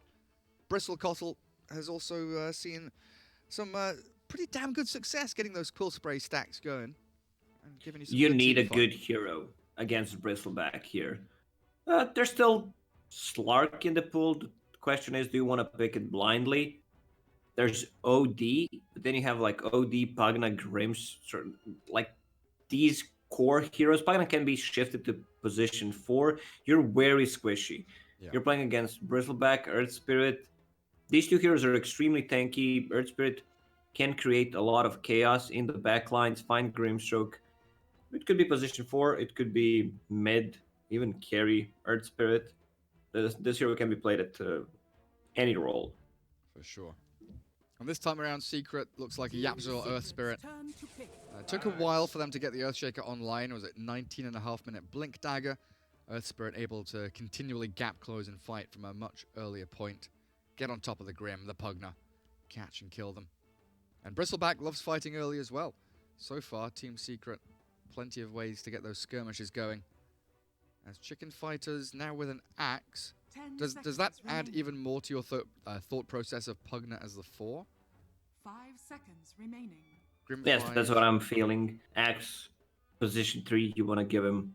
There's no need to pick Axe as position 4. Team Secret played it, and some other teams as well. When there's a good game for Axe, or if you're playing against Dazzle and you do not want to give him farm priority, it's not a good like Pugna game to start with. It's not like getting items on Pugna will get you the win. It's not the game-winning hero in this game. Grim Axe pretty good as well with Inkswell Call. Where do you go now for Team Secret? You've got 2 supports. You've got Bristle, who's flexible across the 3 core positions. You've got a bit of tower damage from Bristleback, but you'd like a little bit more. Have they had to draft anything like this so far? I don't feel like they have. Like Kotl, yes, with Pango and Tusk. They love picking that up.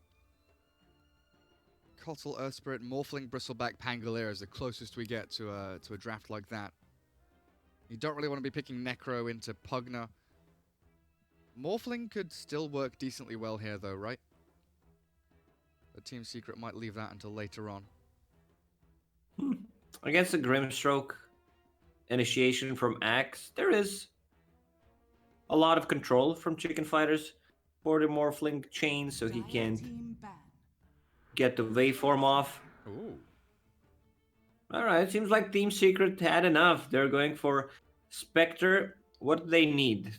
Chicken Fighters, they could get the hard carry and put Ember Spirit on the mid lane. What about that Viper you were mentioning yesterday? Because against Bristle I was and thinking Spectre, about it. Yeah. 10 seconds remaining. Get that guaranteed break. I mean, I guess Team Secret probably ban it out in that last spot. See, I was considering Monkey King for Team Secret as another option there. Decent laner against Ember Spirit, gives you pretty good mid-game team fight around, Will-O-Wisp with Wukong's command. And against Axe and Ember Spirit. If it's mid Ember Spirit and Team Secret thinks it's gonna be mid, they could get either Kanka or Monkey that you mentioned. We might see one of those banned out now by Chicken Fighters, who right now only have Pugna as their tower damage. And that's really what you want, very often in this patch, you're looking at these bigger team fights, the 4v4s, the 5v5s, and then you go for a tower rather than setting up for a tower and fighting around it. You want to be taking these little excursions into the enemy jungle, finding pickoffs, and then transferring that into objectives and momentum. As it's an Invoker ban. Quaswex Invoker pretty good against Ember Spirit, good against Axe Initiation. And it's great disengage, and it is that kind of mid-game tempo which allows them to fight around the Bristleback and allow Spectre a bit more time to farm. So that says that Chicken Fighters want to put Ember Spirit on the mid lane unless they're trying to bait Team Secret into something. Chicken Fighters, they still have the last pick in this game. Out goes the Meepo. Team Secret, show us what you got. Steal the Viper. Pick Viper and don't let them have it.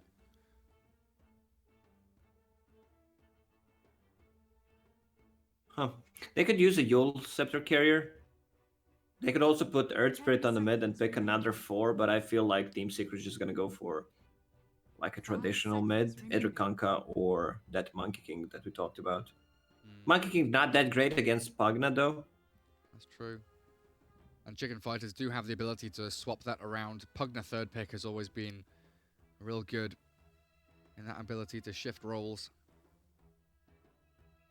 The threat of that lane match up counter. Dire team pick. Phoenix. Yeah, so it's a mid Earth Spirit. Cool. Or do we see... I mean, we don't see 3 Phoenix anymore, do we? I mean, is it possible that Zai Phoenix Bristleback mid? It's possible. Anything's possible. Like these are all flexible picks. right now they don't have an egg hitter. All these heroes are extremely bad at hitting Phoenix Egg, and you have Keeper of the Light plus a Phoenix, so you need to be extremely careful how you approach that fight. They come out with the Morphling final pick. Now select your heroes. That will be their insurance policy against the Spectre. Supreme Morphling. Looks like they've decided to put him mid already, so it should be Charlie Ember Spirit for the safe lane. Era, Pos4 Pugna, Saberlight Axe, there it all clicks into place. Zai Phoenix, Nisha Bristleback, so they do shift it that way with the Yapzor Earthshaker, Earth Spirit. It's so easy just to say Earthshaker when you say Yapzor. It is connected. Just rolls off the tongue. It sure does. And Puppy Cottle, as we expected from the start. Well, Chicken Fighters, they had some really good execution in Game 1.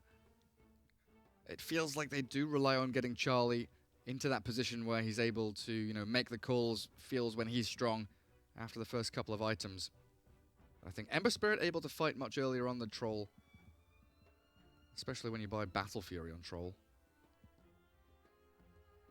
Well, there we have it. Draft done for Game 2 here in this best of 3. Chicken Fighters leading 1-0 as they take out Secret's first loss of the group stage. Secret now at 6-1, still with 3 series wins and looking to continue that win streak as they potentially come back here. And of course, the Mercedes MVP. Each region has a contender. Each region, Europe, China, all of the lots have themselves one player that's voted as the MVP for the region, and then they battle it out for that $50,000 value car from Mercedes. Votes in.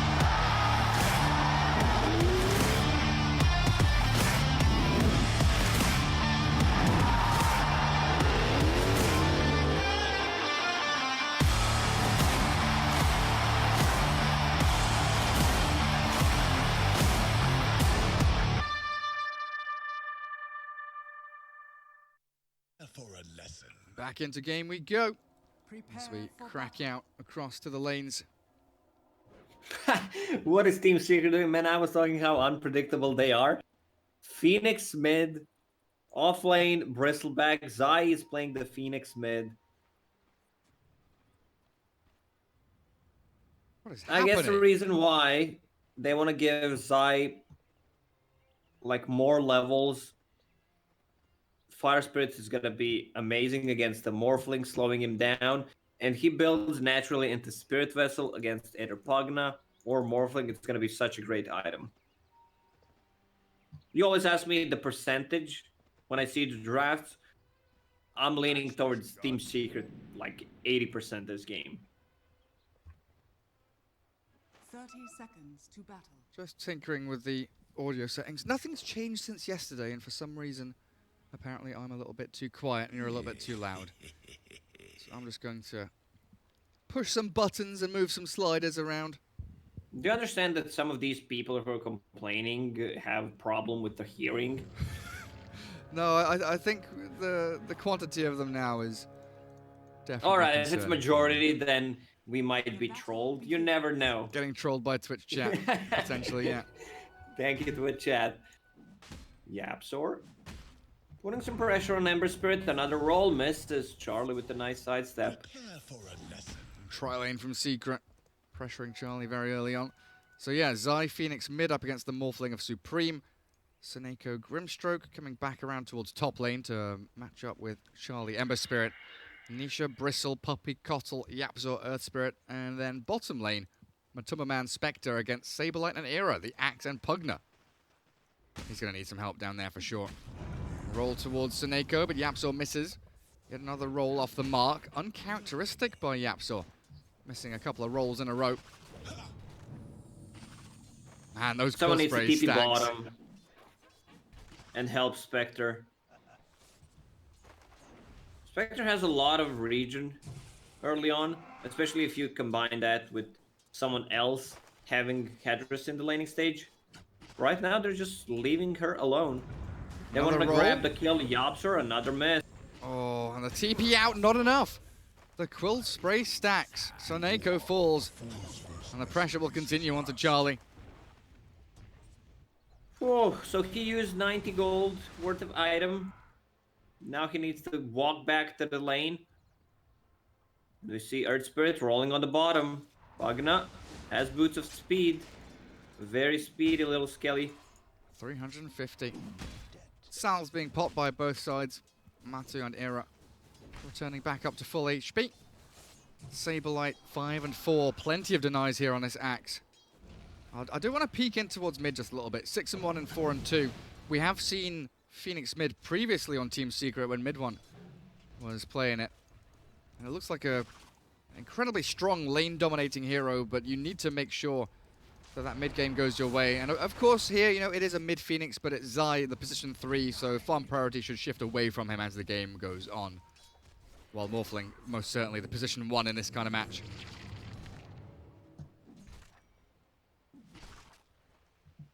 Radiant's top tower 10 and is 4 under Axe. attack. Saberlight, I think, is very often the hero to watch, or the player to watch for this Chicken Fighters side. And it's his comfortable hero.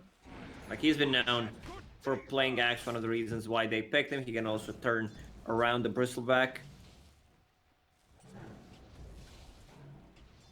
Supreme taking a pummeling in that mid lane. Does have stick and morph though. Himself a bit of regen back. Top lane, blinding light. Clips onto Charlie as they looked for the courier.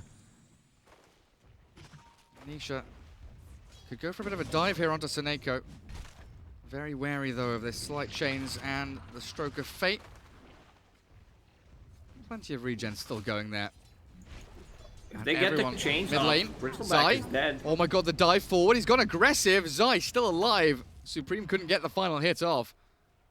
The Fiery Spirit's causing all kinds of issues here, and Zai will salve back up. You need to bring a lot of regen when you're playing Phoenix, lowering your HP. With that Fire Spirits, Spectre still alone on the bottom lanes. The Ops are lurking around the mid now, planted behind the tier 1 tower. Get that vision of the couriers. Supreme gonna get rolled towards, but not rolled upon. Mango waveform is ready. Might just have to pop it. No, he's holding on to it. Just strength morph back. Yapzor can't get anything additional. Pugna's going to come in here as well. 4-minute rune spawns up top, and it's a regen. Zai will love that one. Yapzor, yeah, zones out the Morphling. Make sure Zai gets it for free.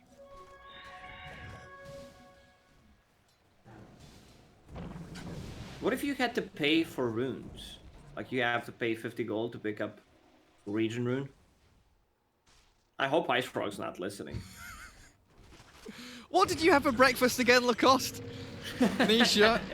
Nice little blinding light there. Pushes Seneko's Inkswell back. All of these lanes, they're spamming out salves. They're just chain harassment as Spectre now. Caught up in the call. Couple of spins and a blast from Pugna, bringing Matumba Man down to 300 HP. I love how Matumba Man is pinging the bottom lane. Guys, I don't know if you realize, but I'm playing a solo Spectre on the bottom.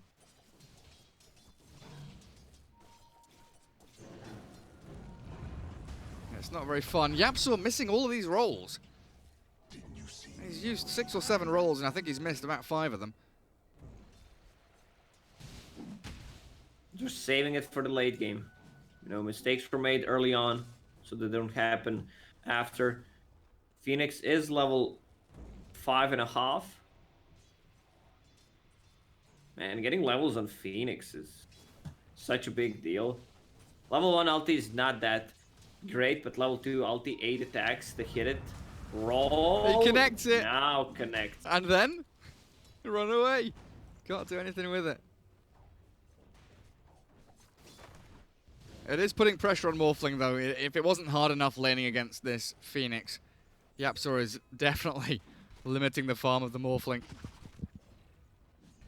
Nisha now cutting in behind tier 1. Clearing out Catapult Wave. 38-3 against the Embers 23-1. So Secret feeling pretty strong in that top lane. Well, Matumba Man, 15 CS down bottom. Not looking too hot. A dive top. Nisha, Yapzor, kick and roll. In we go with an Ixol there and a TP from Axe. They catch the Bristle with a slight chains. And that Inkswell connecting means Nisha's going to fall here. Surely drops. A dive in from the Supernova Phoenix, though, is beautiful. The Pyramid burning them all alive as Charlie, the dodges the roll with a sleight of fist, but he's still stuck in the trees as Zai dives in. Yapzor kick back across two of them. Charlie alive somehow, but it's a double for Zai. He's got an urn, but no more fiery spirits and no dive here means Charlie slight chains and walk away. And he DPs back to the mid lane, uses Urn on, extra sustain. Doesn't lose any XP on the mid lane. He's level 7 while Morphling is level 6. Will stack the jungle for himself. On top of that, man, Zai is having such a great game. It really is a spectacular start for him. And this puts off some pressure off Spectre on the bottom lane. She is level 6 right now, doesn't have that much mana to work with. Soul Ring on cooldown, also no HP, so does not want to take any participation in the fights until she's back to 100 HP, 100%. How did those bounty runes go? 2 for 2? Yeah, Puppy and Era picking up 2 apiece a couple of minutes ago.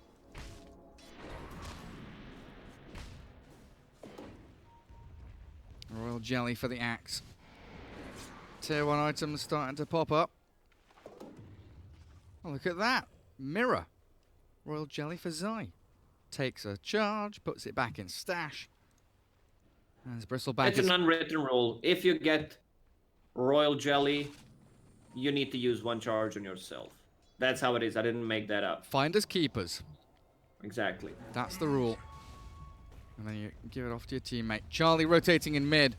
It looks like they wanted to try and catch Zai there. 900, almost 1,000 HP. As he TP's bottom and looks to defend Matuma Man. Dunked down though, Spectre gone. They had Supernova ready and Yapzor is still lurking with a roll towards Pugner. They'll catch Era in the back lines. And a good amount of damage over time there from Zai will find the pick-off they needed. Losing Matuma Man feels pretty bad though, as Puppy being scouted up in the northern jungle. Found out by Seneko and Charlie. Another good blinding light here buys him a little bit of time. But it's inevitable that he'll die. Why does Searing Chain have the same icon as Royal Jelly? A roll in bottom. Saberlight gets a call off. Secret, how many heroes they got down here? 3, and Axe just TP's out. No stuns, no catch. See you, buddy. Yeah, let's go back to the stuff that I was talking about, the important stuff. Royal Jelly, check the icon, then check Amber Spirit's Searing Chains. Okay, and then look at Tango's. Searing Chains has the same icon as Tango's, except it's red, not green. That's true, Gary. I know. I never noticed that. Bounty rune spawning in 30 seconds. Man, Yapzor's rolls were not on point this game. Yeah, he's looking a bit worse for wear. I don't know, maybe he's been up playing Valorant all night or something. Have you tried the game? No, I've not got a key. I need to start begging for it. Oh, Charlie. Hello, looking for Puppy. That's a tier 2 tower, and it's not on your side of the map, Charlie. Yeah, Remnant away. Outpost time. Is that a double for Radiant now? It is. No outpost for the Dire, and Charlie, still very low health, has a Remnant to fall back on if needs be. As Grimstroke finding Yapzor over towards the Dire. Bounty runes. No real great way of escaping. 9 stick charges and maybe a roll up in a couple of seconds. The dunk comes. You call for it, and there it is. An instant smoke. They want to kill Spectre once again. Oh, Zai's about to die. Oh, the raindrops. He stayed alive with the urn. Supreme. Fiery Spirit's on him and the dive away. As Matuma Man down bottom. Smoke up from Chicken Fighters looking for this Spectre. Cut through the trees. Saberlight. Inkswell. Phase boots. The gap close is beautiful. And Matuma Man. Oh, it's not a full kill there. He needs the dunk, but it won't be coming. The Will-O-Wisp trapping 3 inside as Yapzor rolls onto Saberlight. The axe is tanky, though. Even under that tier 1 tower, they can't bring him down. But at the very least, they save Matu. Matu's playing sacrificial carry. Let's switch back to CS. Switch back to Network. On top of Network, Bristleback having an extremely good time full Vanguard, going for power treads. Ember Spirit, he has earned. I guess he wants to upgrade that to Spirit Vessel, which is great against the Bristleback and a lot of healing that he has. Also, Zai Spirit Vessel will come in 600 gold. Great against Pugna's Life Drain. Same goes for Morphling. One of the reasons why Morphling has Manta Style queued up. He understands that he needs to get it as soon as possible. Pretty even game in terms of net worth. Matumba Man getting some space on the bottom, but not for long. Yeah, they come down here immediately. And we haven't seen the snowball effect from Team Secret's Cottle, Bristle, mid-Phoenix, roaming Earth Spirit. I kind of expected, and Yapzor has rolled in for that haste rune, and he'll pay for it with his life. Charlie grabs it, bottle refilled, and they sprint straight down to bottom lane. They want this action to continue. Matumba Man has showed himself. Charlie will be able to find the vision on the Spectre. Have the ward plopped down by Era, blast him up. They've got a Spectral Haunt to jump away. And up to top we go, so the aggression turns. Saberlight TPing out. It looks like he's going to be successful. Back to Fountain we go. And this is going to be a free tower for Team Secret. Matun, nicely done with the ulti, saves his life, and now he's going to get the free tower on the top lane. Dire's top tower has fallen. Radiant's bottom Now everyone looking towards that mid lane as the two side lane tier 1s dropping, the safe lane ones. Dire's middle tower is under attack. But with Nisha sitting mid, it's very difficult for Chicken Fighters to kind of break through the Bristleback's line into that tier 1. Even if they do gather up 4 heroes mid.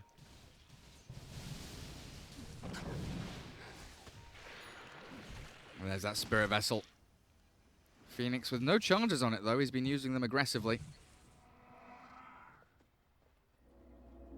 Outpost as Saberlight tries to steal it away. Poppy and Zai here, but look at the backstab. Era, Saneko caught in the Will-O-Wisp. Charlie has jumped forward with that Remnant. They want to catch Poppy. Not quite there with the Inkswell, but Remnanting forward and chaining up the Poppy Cottle.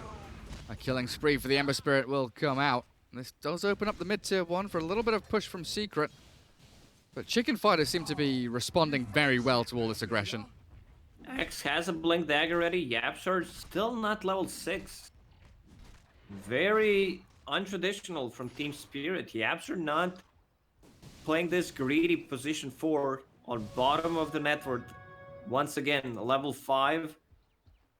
While Keeper of the Light is level 7.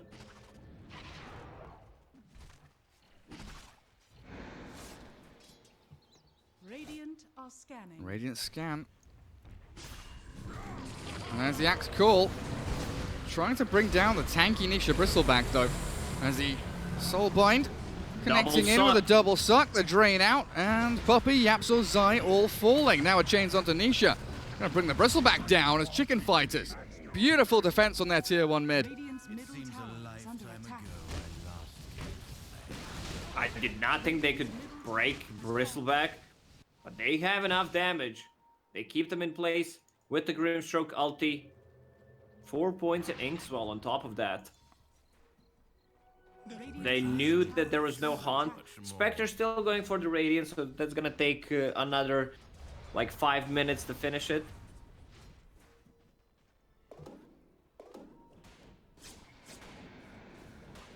Essence Ring.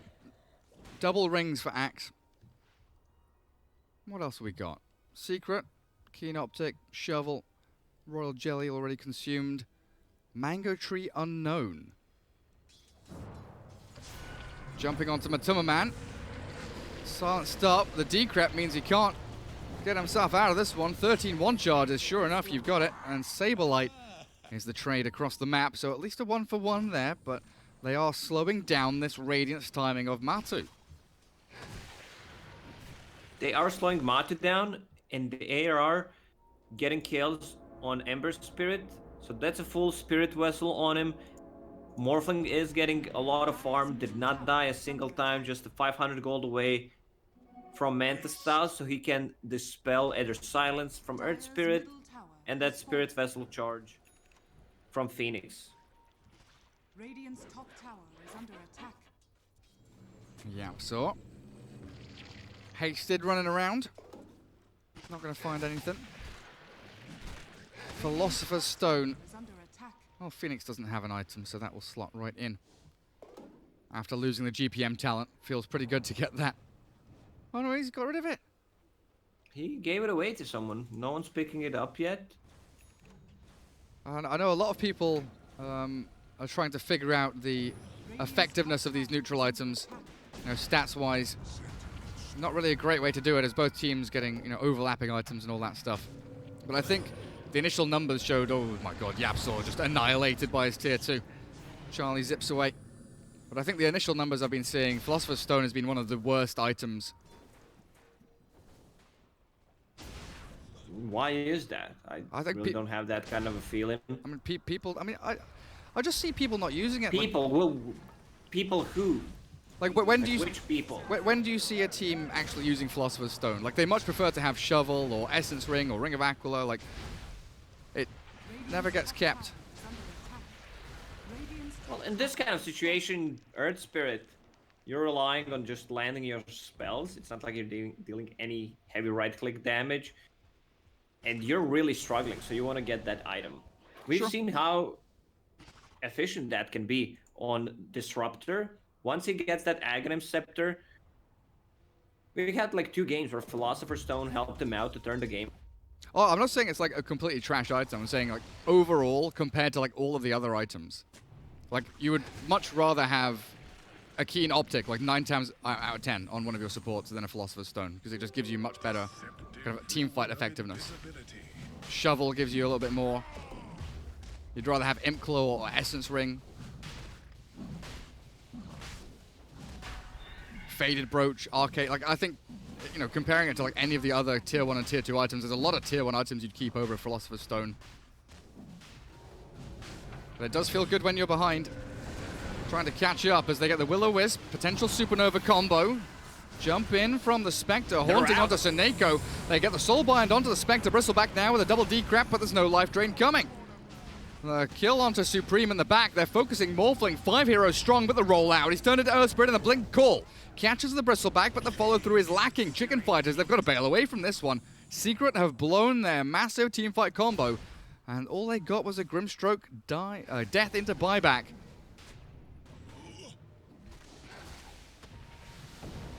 Morphling? Blink Call on Kotal.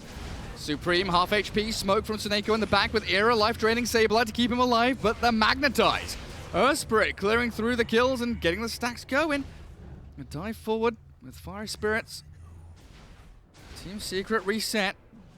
Axe now dead for 30 seconds, and Roshan is going to go to Secret here. Seneko can't really get in there. Supreme might consider the waveform to try and snipe the Aegis. Era is skirting on the line here. Chicken Fighters give it up.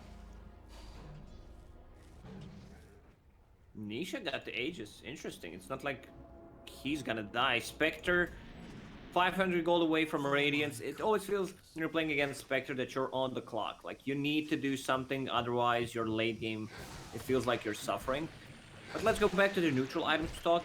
Bristleback, level 25 talent, 15% spell lifesteal. With the Vampire Fangs, you get like 6% with just the tier 2 items, plus you get the lifesteal, night vision. Even though I don't find it usable on many of the heroes. It's pretty good on Bristleback. It is. It is. One of the better ones. And he's nearly up to that halberd now. Supreme has TP'd up to this tier 2 to defend it. There's the Spectre Radiance. Of course, no Haunt for 30 seconds. And Sableye misses out on his call. This is where Matuma Man can start accelerating a little bit. Charlie can throw a couple of remnants to get out. Has an arcane rune to toy with. Backup from Chicken Fighters, not too far away either. 7-14, but net worth-wise very tight between the two teams. Morphling really does feel like that be-all and end-all ultimate carry here for the Chicken Fighters as Ember Spirit. Spirit Vessel into... Oh, he's got a Vambrace coming here. He feels very poor. full Heaven's Halberd completed on Bristleback. This is one of the better items in the current patch right now. It gives you everything. Especially on these tanky strength cores that you have a lot of HP regions, so you even get 30% on top of that. And you're playing in the team with Keeper of the Light, with the Phoenix, so that Heaven's Halberd is a must-have item. BKB for Supreme coming up shortly. Saberlight back into the pipe. And Charlie is just consistently pushing out these more dangerous areas of farm to try and keep himself in the game and relevant. He's going to Remnant away here as Secret converge onto his location. Look for the tier 1. A line drawn there by Bristleback. I think that Spectre's farming line is to go farm through the jungle back up towards top lane, make the long walk. And with Haunt available, you know, you kind of want this Spectre opposite side of the map.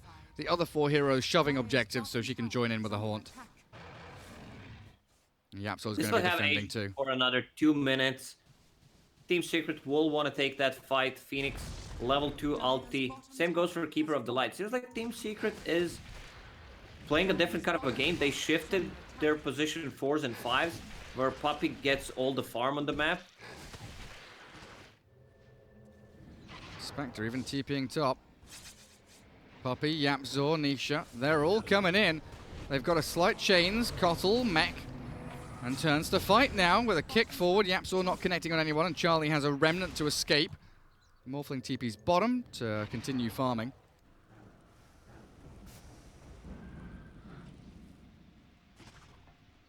This is where Team Secret can start moving out across the map and getting tier 2s though. It's always so scary against an Axe who has that blade mail.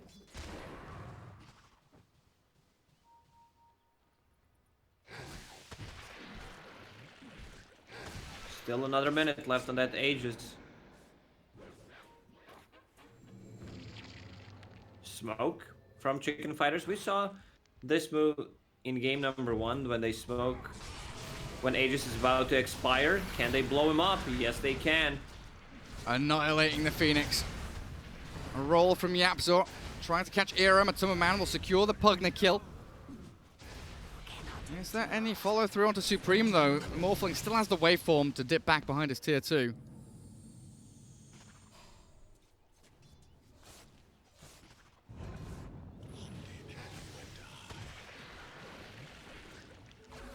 Matuma Man, oh, Illusion Rune.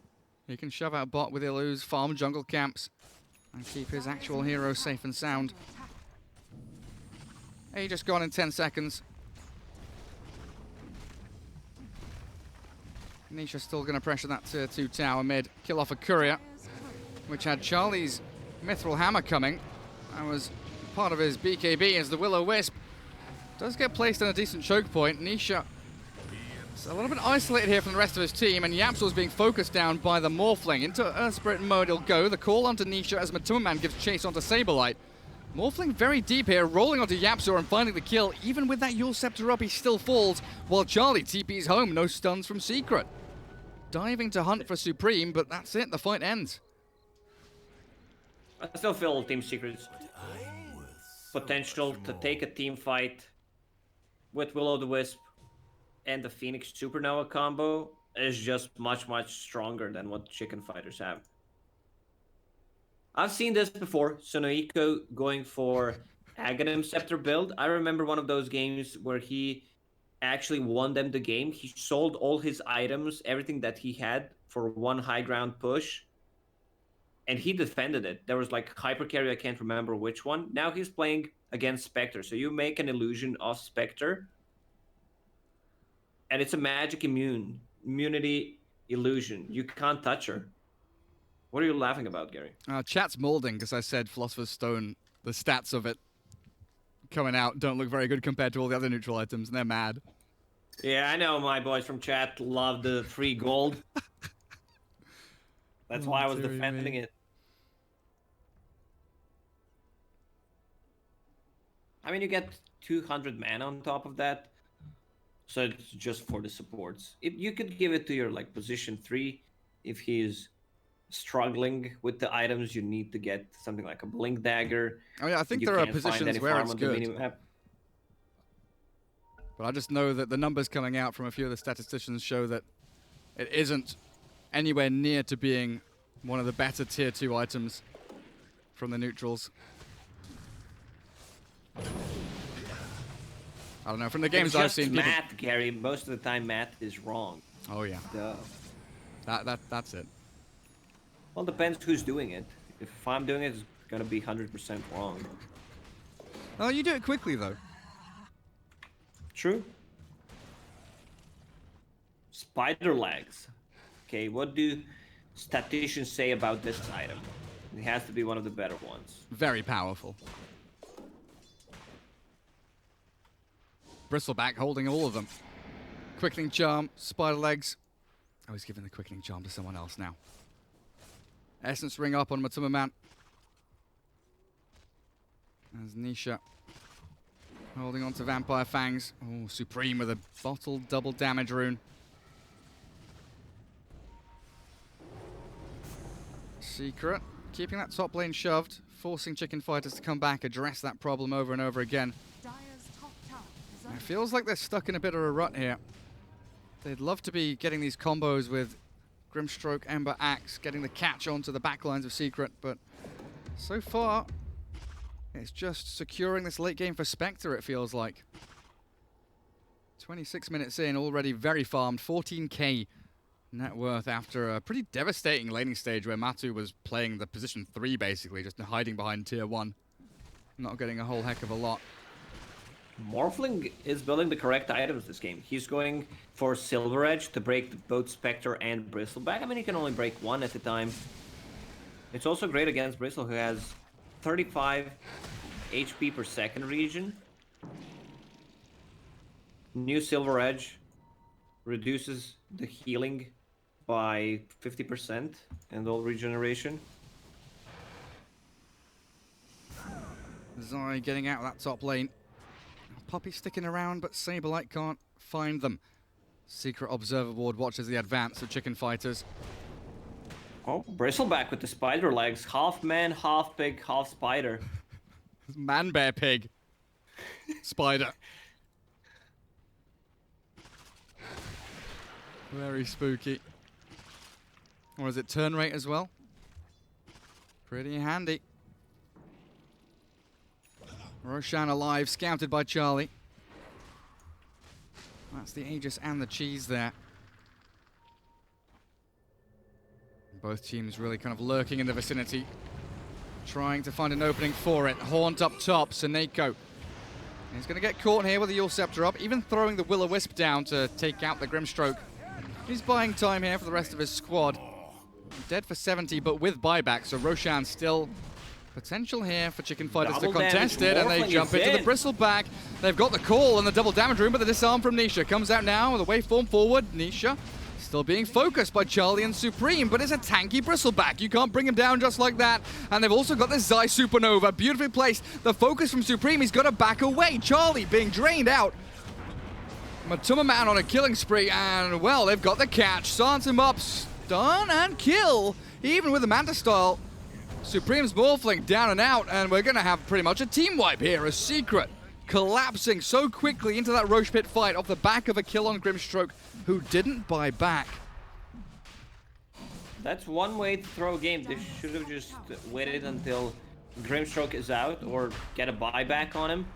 Like, he did not want to use the buyback, getting closer to that Aghanim Scepter. This game is still far from over, Gary. But the execution in the Roche Pit was not there. Like, Morphling used BKB while he was disarmed by Heaven's Halberd, so like 3 seconds he didn't do anything. Then try to focus down the Phoenix Egg. Saberlight Spider Legs? No way. He's done so well to blink out of a roll, but now he's got a call, he's got a Blade Mail, he has to stand his ground and fight. There is no escape anymore. Spider Legs again to try and get him a bit of distance. But this is Team Secret potentially looking for high ground. Matuma Man with Aegis and Cheese. Nisha Bristleback handling Charlie here. Going to force the Remnant in a second. One range creep still stands as mid lane pushed into the tier 2. And they break the ramp. Nisha's up there. Axe dead for 25 seconds. They'll glyph it and delay this push. But I think Secret here have got a tier 3 for sure. And this is what I talked about, Grimstroke. He sold everything besides Tranquil Boots just to get that, what's it called, Dark Portrait. He wants to use it on Spectre.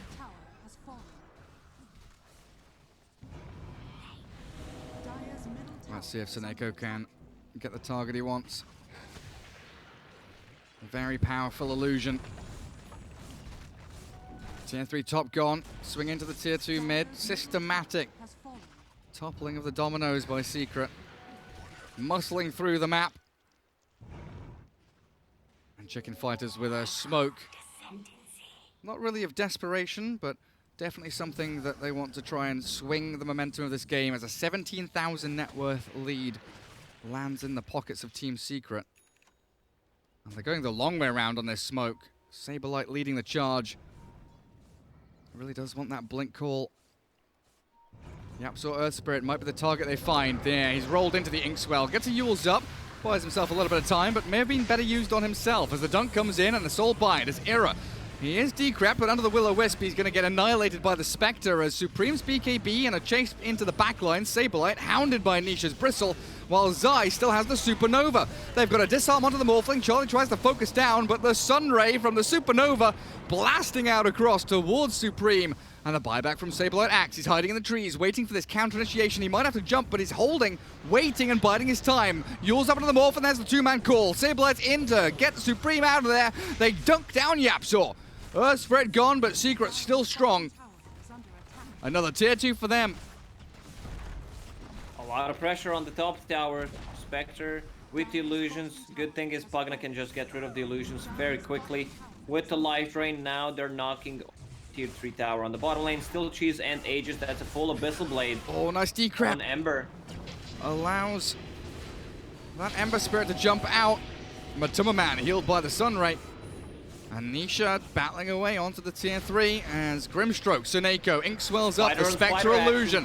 There goes the beautiful little Axe from Grimstroke and Puppy. He's got Lower Orb on him and the Adaptive Strike does bounce back, but he's lost his life. Dark Portrait from Seneko doing a little bit of work there, holding their high ground. Both supports of Team Secret bought back and died once again, so there's going to be extended death timer for them. Once you hit level 15 with the Grimstroke, cast range, and if somehow you can farm the Ether Lens, it's going to be much, much easier for you to set things up. You can also have 2 Dark Portrait illusions, but you want to get one of the Spectre, of course. Spectre double damage, just waiting on the high ground. Radiance is off. The Radiance. Supreme scouted. They're pinging him out. Arrow with life drain. So who do we have buyback on right now? Spectre and Phoenix. With Haunt available. So Matuma Man holding this Aegis feels like he can just run straight into the fight with Yapzor kicking it off onto Ira. No real save here for him apart from the decrep to buy a couple of seconds. Morphling destroys Yapzor and another decrep. Ira actually somehow kept himself alive for an extra 5 or 6 seconds longer than I expected. But Nisha will force back that poor little Morphling as they do get themselves the Dark Portrait onto the double heroes here, and Zai nearly killed off by them. Spectre and Bristleback turned around against themselves.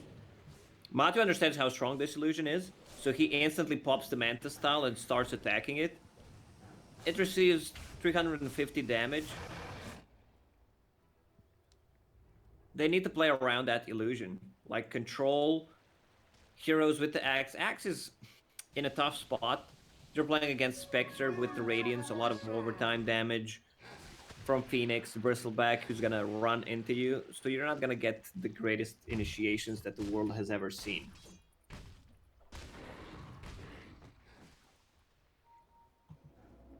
Back towards outposts. But there's the Haunt. Straight onto Grimstroke. A call from Saberlight keeps Seneko alive. Trying to turn with a Dark Portrait. Matuma Man still very, very tanky, even with the Spirit Vessel up on him. Now broken, though. And he's going to get dunked down. Killed off. Chicken Fighters find the big kill they needed. No Aegis, no cheese, and now no buyback. Jump in from Charlie, searing chains towards this Phoenix.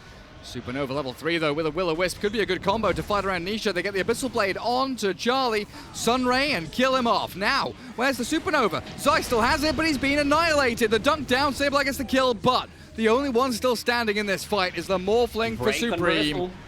Yeah, they break him up. Buyback's coming out. Era Charlie back into the fight. The life drain to heal Supreme. Strength both there, and Nisha, he cannot battle any further.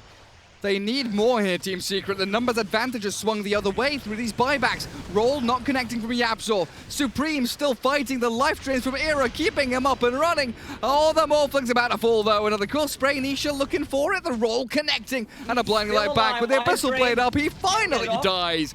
Supreme gone. And they've caught Era as well. The diebacks from Chicken Fighters. They thought they had it, and I genuinely believe they could do it as well, but Secret through this Nisha Bristleback, tanking through it all. If Bristle didn't have the cheese there, it would have been a different fight. I love build on more, man. I gotta say, it's one of the better ones I've seen in a long time, adjusting and keeping them alive with this build. Even though they're 20,000 behind Team Secret, if you can somehow get to that Divine Rapier by a Satanic, he can stand his ground. Bristleback illusion with the Inkswell on it. Look at how speedy it is. 467 move speed. Hello, Charlie. And with a Haunt. Where's the real Spectre gone? Into the fountain. They're chasing down Charlie. BKB up, Remnant ready now. Where's he going to go, though? He can slide chains, he can Remnant. Yule's up into the air is good from Puppey, and they can chase down the evasion of Charlie, but he's silenced up and doesn't even get the jump off. Elusive hero, be damned. Game 2 here, 23-23 with a 23k lead. And there's a nice soul bind with a silence and a couple of illusions created. In comes Supreme, the Morphling's BKB, paying off with the Supernova. They catch up the Spectre, they're focusing it down with a disarm. Nisha keeping them alive, and out comes Matuma Man full HP again. Beautifully done by Zai, and GG's called. That was their one chance, but that Supernova picking up his teammate. If they could have survived for another like 4 to 5 minutes so that the Morphling can farm Divine Rapier, maybe this game could have shifted differently. The problem is this Heaven's Halberd is such a valuable item. You have Keeper of the Light in the team and Phoenix. It's the best item you can get. Will-O-Wisp, Blinding Light, Halberd. That Phoenix of Zai from the mid lane. Spirit Vessel very quickly. Slowed down a little bit in the mid game, of course, giving priority across to Matuma Man to catch up on the Spectre. But Aghanim Scepter, Shiver's Guard, even more attack speed slow and utility there from Zai. Good performance from Chicken Fighters, though. You know, winning game 1, looking very solid game 2. And taking Secret to a game 3, their first 3-game series of the group stage so far. Chicken Fighters sticking it to the man. Team Secret no longer with the flawless run. So we'll take a quick break after the ads, guys. Game 3 as we jump into the lobby. My name is Jordan Gilbert, aka Nothing. Hi, my name is Sue Lee. My handle is Smix. I think it's important for these initiatives to happen. Empathy really, really goes a long way, and it always means so much to us, and I think that's where initiatives like this really help. I encourage everyone in the community, anytime they see bullying, anytime they see someone getting called names, I encourage you to step up and say something. Good luck, have fun. Good luck, have fun.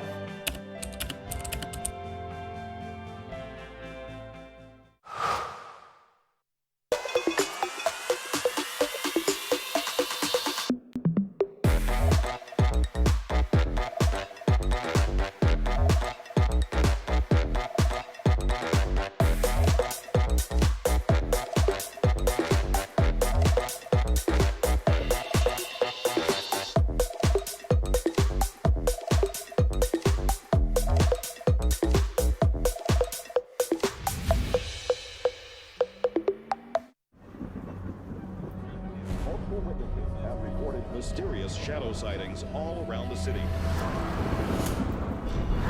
According to experts, the origin of these shadows is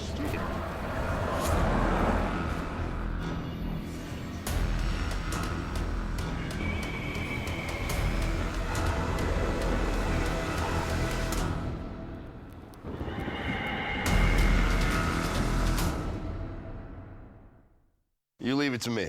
I'll get your taxes in an okay place. What? Well, just as soon as my audit is over, this gets my undivided attention. Take a lot of trips to the islands, Phil. Pretty great, right? Oh, Phil's legally dead. Fell off a boat. Going by Dennis now. Solari. Long story. Then we got, oh, no, you're not gonna want to see this. I don't think this is gonna work. Just okay is not okay. AT&T has America's best network, now with our best plans at our best prices, starting at $35 a line for 4 lines, new from AT&T. Everybody loves an underdog.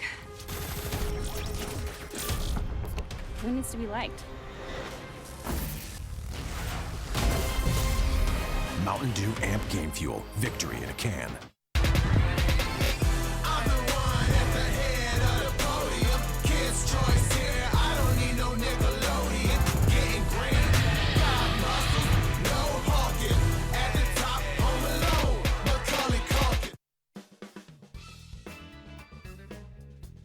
In the Dota 2 community, dewarding is often perceived as one of the most elusive yet important skills in the game.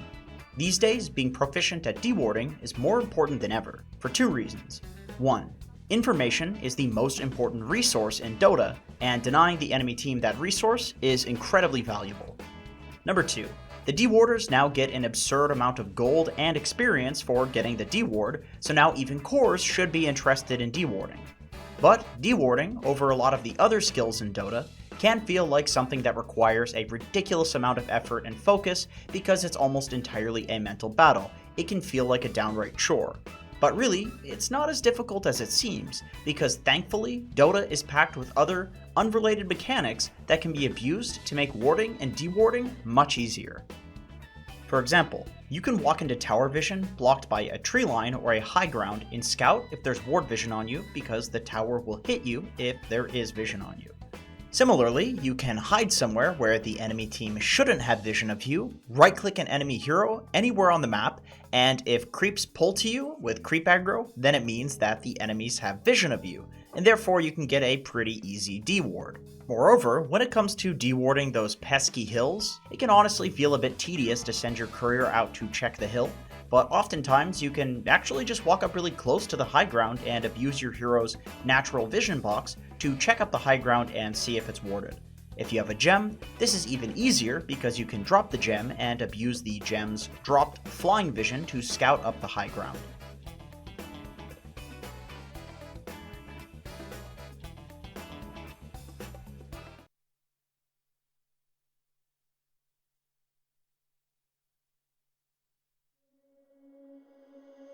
Under peach yellow skies, dreaming big and aiming high.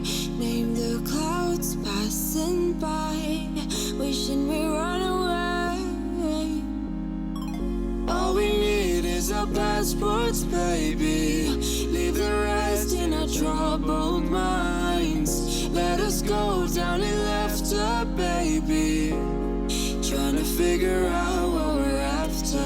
We're never heading back until we're older. We couldn't care no more, not any longer. Under peach yellow skies, we keep on searching, but we will never know what we're after.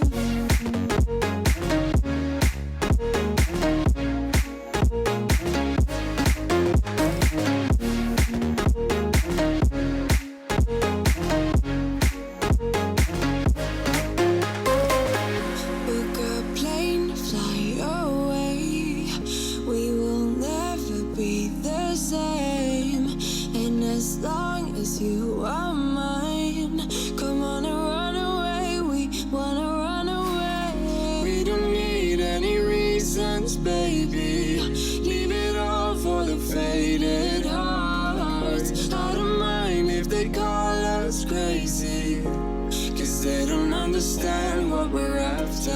We're never heading back until we're older. We couldn't care no more, not any longer. Under peach yellow skies, we keep on searching, but we will never know what we're after.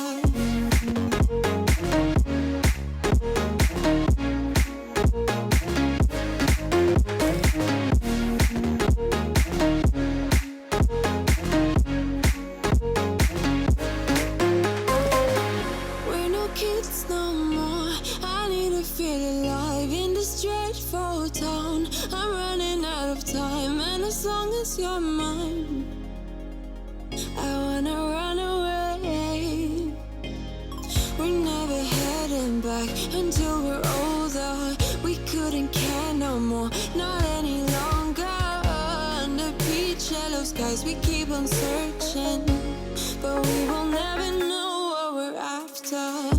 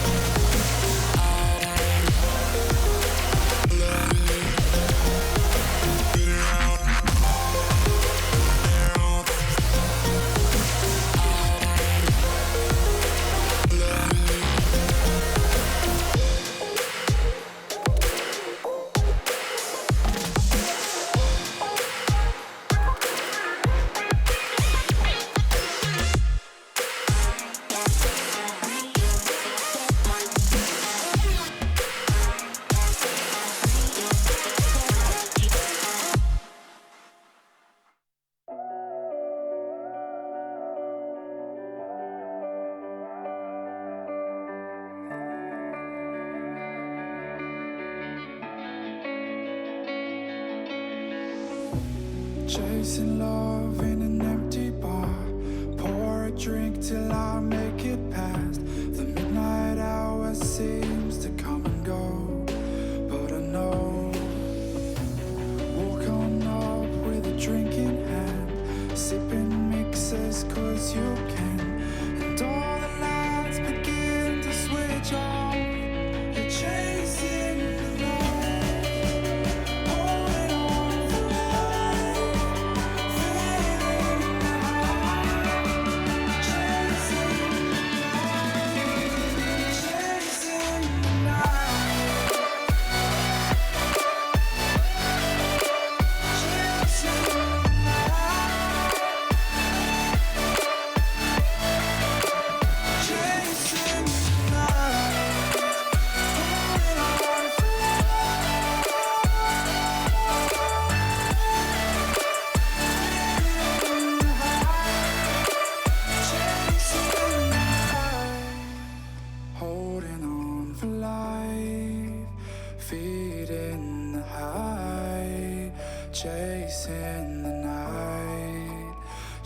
chasing the night. Hotel rooms and city squares, champagne bottles, drum and snare. The sights and cities seem to fall away when you stay. Locked in love for a night or two, losing sleep just to get off you. Day to day you wanna stay out, you're chasing the night, holding on for life, feeling the high, chasing the night, chasing the night,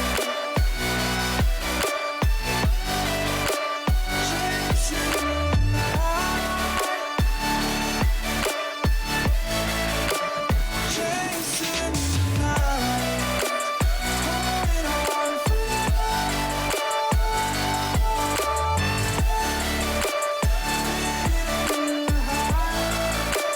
chasing the night, holding on for life, feeling the high, chasing the night, chasing the night.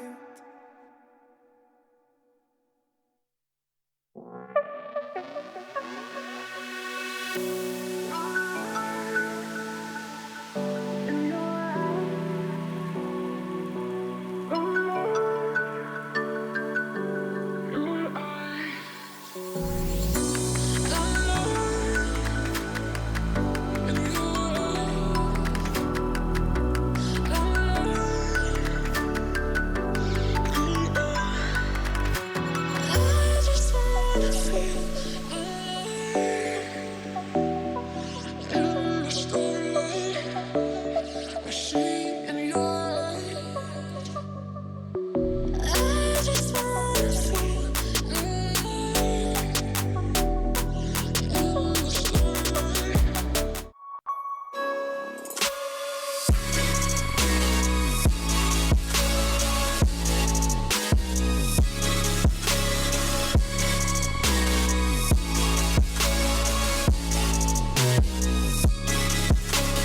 You love it, you wear it. What's your style? Get your merch at shop.eslgaming.com.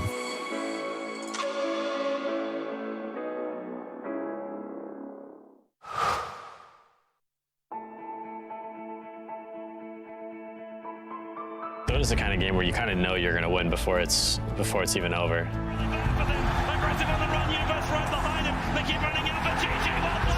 I was having a down day, and I decided to revisit some good memories.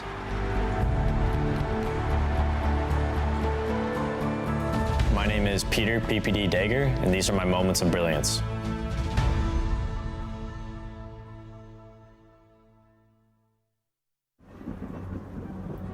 Multiple witnesses have reported mysterious shadow sightings all around the city.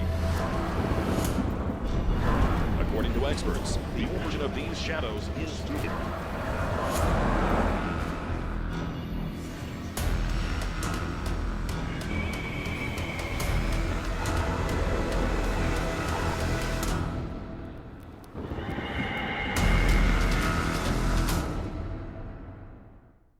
You leave it to me. I'll get your taxes in an okay place. What? Well, just as soon as my audit is over, this gets my undivided attention. Take a lot of trips to the islands, Phil. Pretty great, right? Oh, Phil's legally dead. Fell off a boat. Going by Dennis now. Solari. Long story. Then we got, oh, no, you're not gonna wanna see this. I don't think this is gonna work. Just okay is not okay. AT&T has America's best network, now with our best plans at our best prices, starting at $35 a line for 4 lines, new from AT&T. Everybody loves an underdog. Who needs to be liked? Mountain Dew Amp Game Fuel. Victory in a can.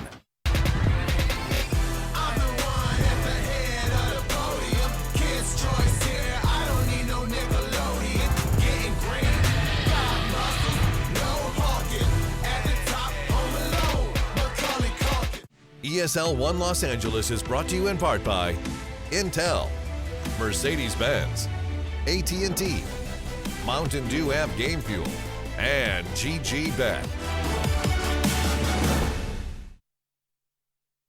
Welcome back, everybody, to our final game here of the series. Chicken Fighters taking on Team Secret as we get ourselves into the draft for Game 3. The band's already done, the first couple of picks ready. I'm Gareth, joined by Lacoste, as we round out our day of casting here.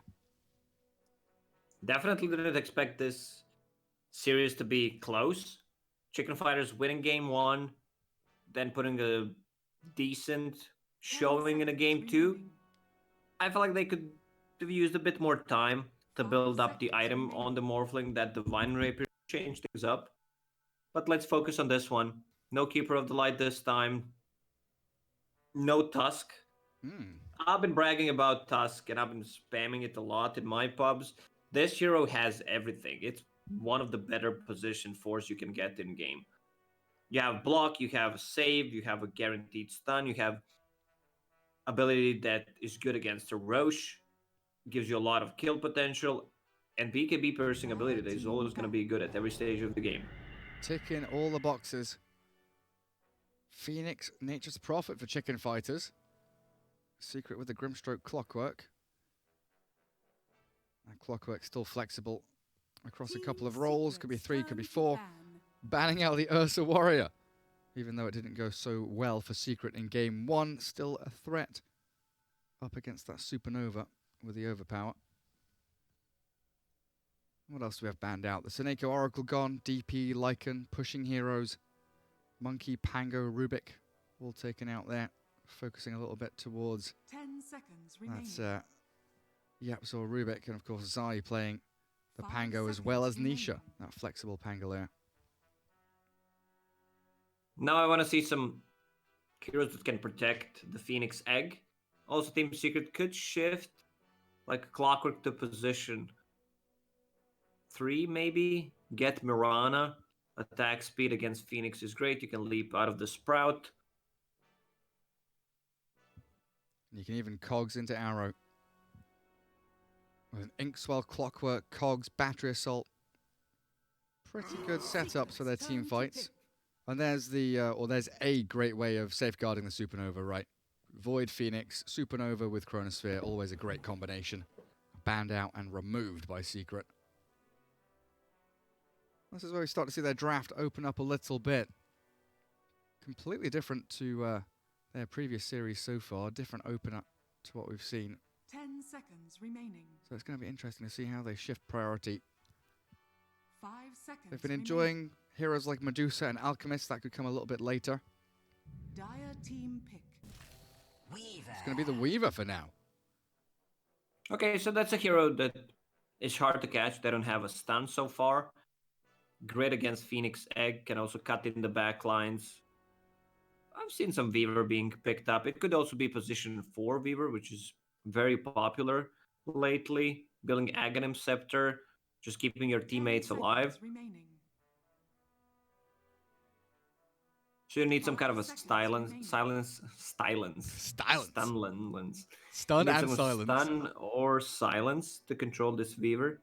I still miss heroes like Lion and Shadow Shaman. And I know we've been seeing a little bit of Shadow Shaman come up here and there, but Lion has just been completely ignored. Give me the good old Finger of Death, the Hex, the Stun. Catch these. This will be such heroes. a hard game for Lion. Against the Clockwork, Grimstroke. Yeah. You're kept in place, silenced. Clockwork on top of you. It's a good puck game. Definitely, they have no catch for puck. Yeah, can jump out of Cogs. Great with the Phoenix. Trap them in with a Dream Coil. Stop Weaver from Shikuchiing away. And very mobile as well.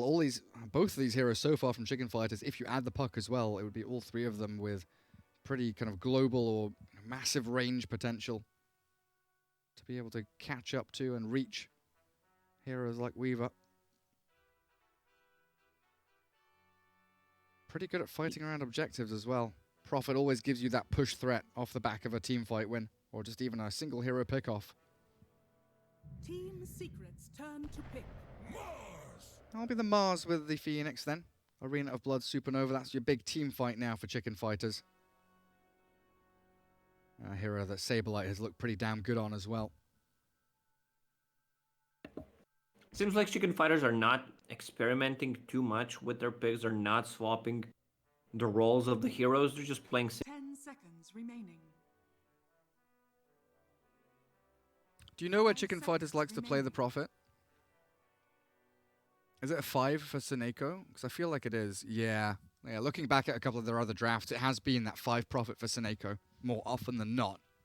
So probably the 4 Phoenix for Era, 3 Mars for Saberlight, and they're drafting in reverse, 5, 4, 3, 2, 1.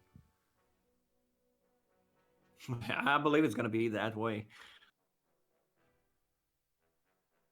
Team Secret. How do you deal with this team fight? Do you have enough counter initiation with Clock Grimstroke to potentially delay or mess up the team fight initiation? Or do you want a little bit I think more? in this game is going to go down to that, who gets a better or first jump.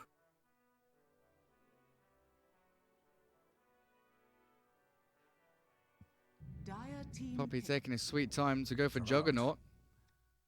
Well, that's going to be your primary hero to deal with Supernova. Battle Fury Carrier to get out of Sprout if need be. And nothing that can stop his spin TP. Turn to back, Queen of... A very immediate Queen of Pain response there, so they are really ramping this team fight up. Lots of nuke damage, lots of abilities to hold people in place. And keep that It's a chase similar going. hero to Puck. Not in terms that it gives you control for Weaver, but Mars could do that job. Also, there is much better synergy between Mars Arena and Queen of Pain ulti, where you just push them on the edges. You also have pure damage against the Juggernaut. But it's such a good Jugger game. He can spin, kill the egg, spin out of Mars Arena. New Aghanim Scepter on Juggernaut is so good. You can get it as a third item. And then you have like a Dispel, you have a save for yourself, reset the cooldown a little bit, lower the cooldown on your spin if needed. And it gives you much more kill potential if a hero is isolated. 10 seconds remaining. I really like Shiva's idea of renaming that Aghanim's upgrade to Quick Slash instead of Swift Slash. Swift Slash just doesn't feel good to say in the middle of a team fight. Quick Slash. Much nicer. As the final hero, going to be your Charlie Naga Siren. Yeah, I agreed with myself that I'm going to be calling it Quickie. Juggernaut pops the Quickie. Get his Juggernaut Quickie on the Naga Siren. Chicken Fight has tons of team fight. Naga to reset or to just set up for Supernova, Arena of Blood, Queen of Pain with all that magic nuke damage you were talking about. I mean, Song to catch Weaver when Ishikuchi's away, always real nice to grab. They can focus down Healing Ward during Song, and out comes the Alchemist for Secret. Fast-paced gameplay here. Trying to match up against this team fight combo of Chicken Fighters.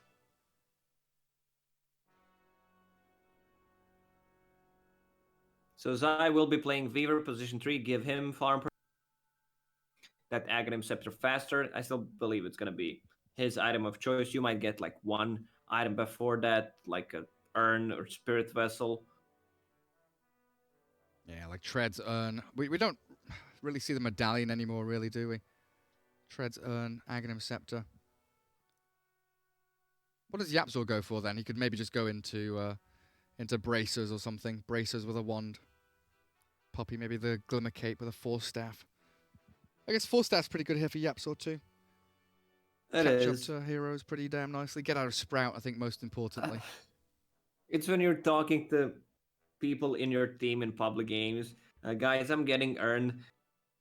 And you're like playing Earth Spirit, which people love to build Urn on in the public games. Yeah. You're like, what am I going to buy? Let's just buy 2 Bracers. It really is that way. Yeah, but I can't click on the Bracer. Bracer's an unfun item. Yeah, it's like when I play Oracle, I want to buy Urn, and I've got, a Tusk on my team who gets it so much faster than me. And I'm like, well, I guess I'm buying a Cloak then? I'll try and get Glimmer Cape eventually. But there we have it. Draft done for Game 3. As we see if Secret can continue their unbeaten series run, as Chicken Fighters have taken the first individual game off Secret this group stage. Of course, the ESL 1 LA 2020 Online Europe and CIS group stage brought to you in part by Mercedes with the MVP.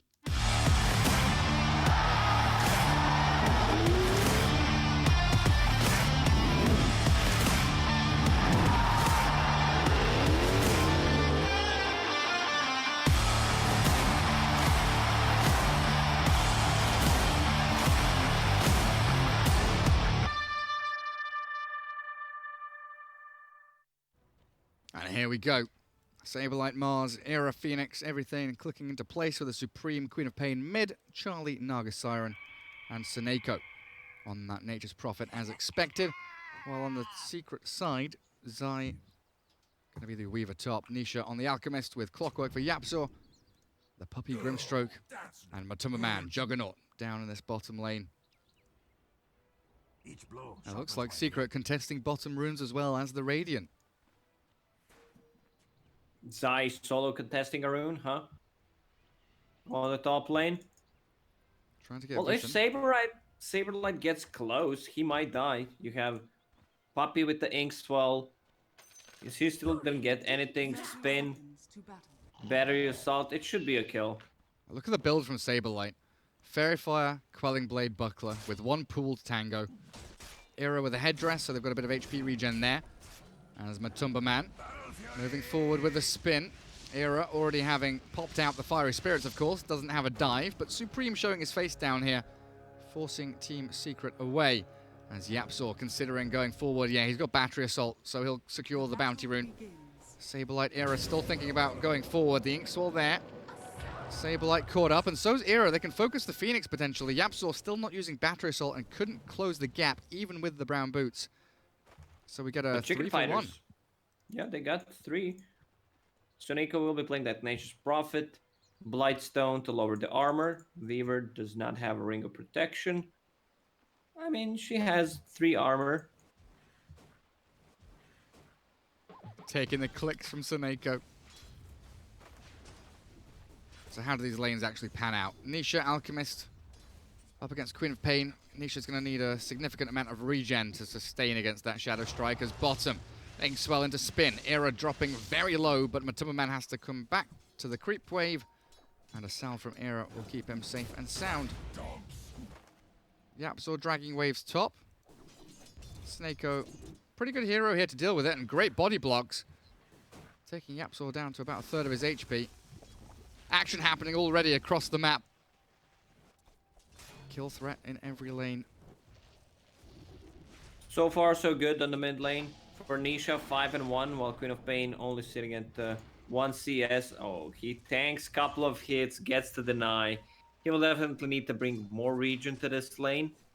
It's usually a build on Alk, you get like 1 Bracer and a Soul Ring, or you get 2 Bracer and skip the Soul Ring. But I love Soul Ring since they removed the mana regen on the Chemical Rage.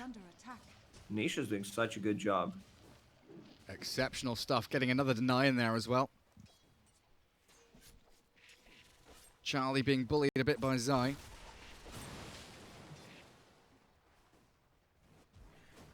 Where's Yapzor? Yeah, he dragged that wave back, so gets himself a little closer to level 2. Level 2 Shadow Strike is gonna hurt a lot. Zai, thinking about the go there. Seneko does have the Tango regen. Zai, are you gonna salve? Of course you are. Back up to full HP.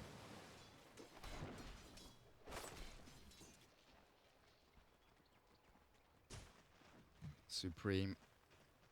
Going for that more delayed bottle, which has become the norm now. Null tally, mangoes, all that good stuff. Wait for the 4-minute runes. And both sides have pretty good heroes at collapsing around and contesting those early rune spawns. As mid lane, Nisha has a Fairy Fire. The TP from Seneko. Fairy Fire buys a bit of space, but the Shadow Strike. Long range throw from Supreme. Is ready, but Queen of Pain should die. Oh, Supreme. Still drops as Yapzor finds 1 and looks for the second. Seneko trying to deny himself to the neutrals, and he gets it.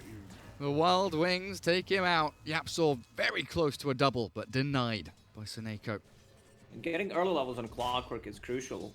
Like, there's a big difference between level 1 Battery Assault and level 2 from 20 to 45 damage. Seems like we're gonna have a bit of pause. And it's gone. So top lane, you can leave Weaver as a solo, self-sustainable off-laner, hard to kill. They drag the creep wave on the side camp, which is gonna give Weaver a couple of neutral CS, and yeah, she's doing a good job just farming both of these. Now she's gonna pull the lane back, kills the sentry ward. Dire's courier has been killed. And Yapzor gets the courier in the back. Bottom lane, Seneko TP's down here with the scroll. Still has the teleportation spell to get himself back up to top or mid if they have another kill attempt. As they do pile the pressure onto Matumba Man. No points in healing ward just yet. Tango and Salve coming out to him. That is a dangerous spot to be in. Yapzor, great battery assault. Like you were saying, this level 3 clockwork making great maneuver up to top. Seneko TP not accomplishing a whole lot. We'll just be able to leech some experience for now. Bottom Invis rune. Queen of Pain doesn't look like she can get there, so denied out by the Treants.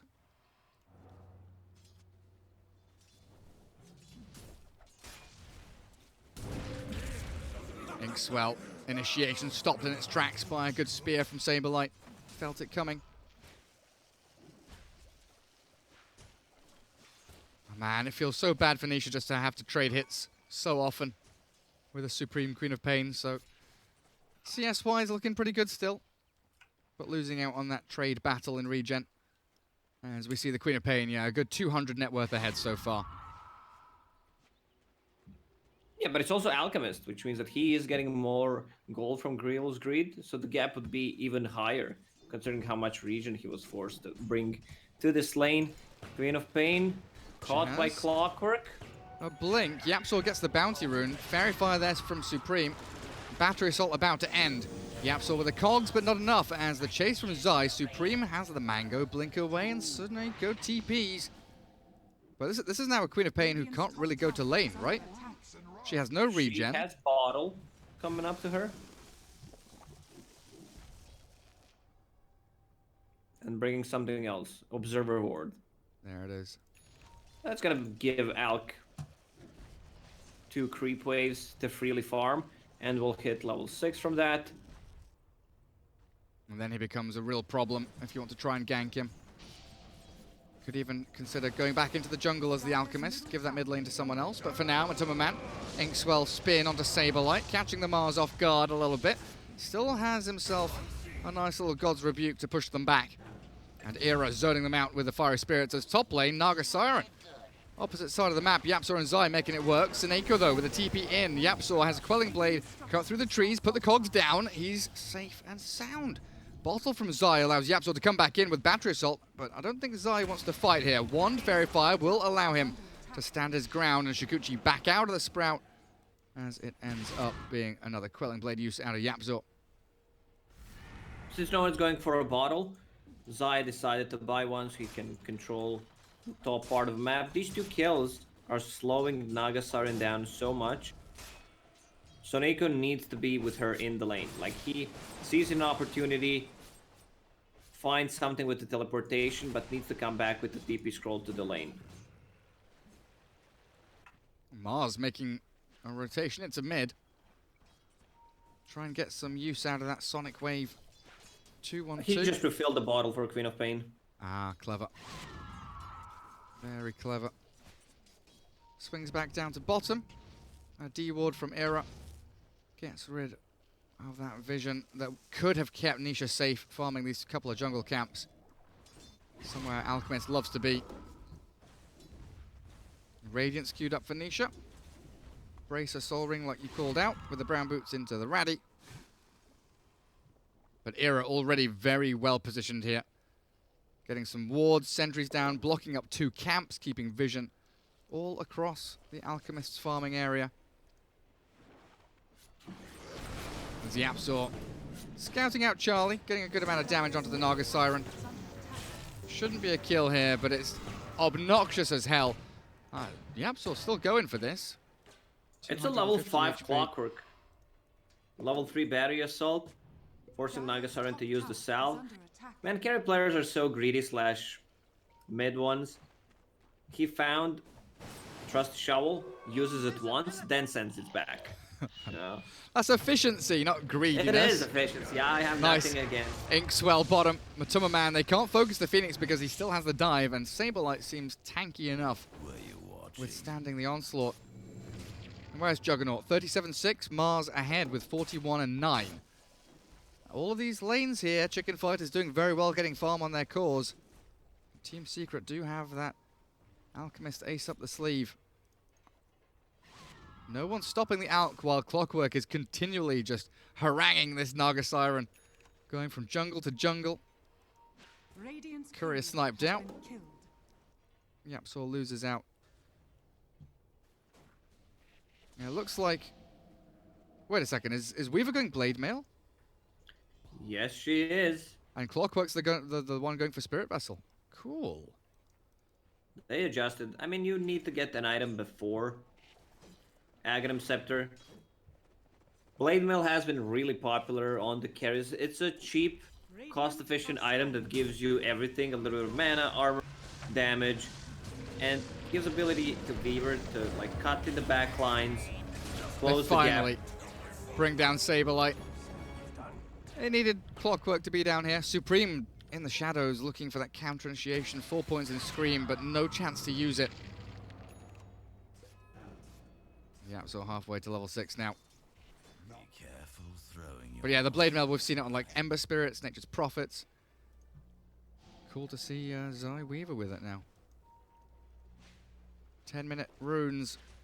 Bounties. Not too far away. Queen of Pain forced to kill off the Phantom's Embrace and blink out of the cogs. A good Sonic Wave zaps down Yapzor. As the bounties will be secured down south, the Song going to catch the Grimstroke on the way out. So Puppy, a bonus kill. It looks like the Juggernaut is fine to walk it off, but 3 versus 1. Puppy doesn't stand a chance. And Soneko also stealing away some bounty runes. I think that's 4 for nil, Lacoste. Yes, it is. The only thing Secret stole from them is the experience from the outpost. Zai was controlling the top one. Phoenix will buy the tome for himself, so that's going to get him to almost level 7. Dire's top tower is under attack.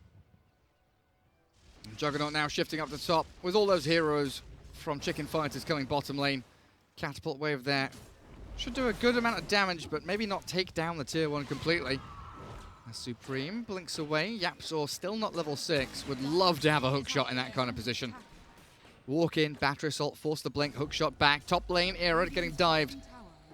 But he also has a dive. Dive away from the dive. Zai giving chase, continuing with that Shikuchi forward. And a good amount of damage. Another Shikuchi. Oh, it just keeps on coming. Era. Is that Geminate attack? No, doesn't quite. Needed one more hit. He's chasing. Oh, he's he gonna wants force this him to use so bad. ulti. Oh, he's dead. Doesn't have mana. Unfortunate. He had it at the very end there. Could have used Supernova, but thinking that it's more useful holding that for the next team fight. Alchemist is uncontested. Usually you want to put the pressure on him. You don't necessarily need to kill him. Bottom lane. Hookshot in onto Mars, you're right. Puppy, Yapsaw, the 2 supports pairing up. They lose the tower, but they get the kill. And Soneko, he can TP scroll out of this potentially. The stuns now dissipating away from Team Secret. No Inkswell, no Battery Assault. Cogs though. Oh no, what? Dota 2. Caught him inside. Clockwork was really low on mana. If he had it before. Still, Alchemist is farming. About to finish. His Sacred Relic Radiance is going to come up in the next minute. Problem is, Chicken Fighters, they stole all 4 bounty runes from Alchemist. He'll have some more in 3 minutes. Oh man, Soneko. Sentry Obs going in deep again. They did manage to de-ward out a couple of these camps now. Yapsaw making sure that some of these stacks still being... Oh, well, Lacoste. Yes, sir. Look at Soneko. I can see him, cliff farming. The classic, Nature's Prophet cliff farming, 12.5 minutes in. Stealing farm away from the Alchemist. Nisha's like, hang on a second. What's going on here? He's pinging it out. Rocket Flare. Do they have a hook shot? They do. They see him, right? They're trying to get an angle. Saberlight zoning them out, and Soneko TP's forward aggressively. He's in front of him. Meanwhile, Matumba Man up at the top lane, pushing out behind tier 2. Bottom lane, Weaver and Grimstroke doing a great job shoving into the objective down bottom. As Chicken Fighters grouping up heavily, 5-man strong. All of their ultis outside of Nature's Wrath available for these big 5v5s. But Alchemist is still farming, getting that Radiance going. Radiant's middle tower has fallen. Dire's top tower is under attack. Switching back to net worth. Yeah, Alchemist still 1,000 gold. Ahead of Queen of Pain. They are keeping only one tower alive on top. Like once Alchemist gets Radiance +1 item, either a BKB or a Blink Dagger, I assume here it's gonna be a BKB. You're playing against a lot of magical damage. Then you want to group up and start taking some fights. Weaver decides Blade Mail is not the greatest item in the game. Goes for Medallion instead, and then builds Aghanim Scepter.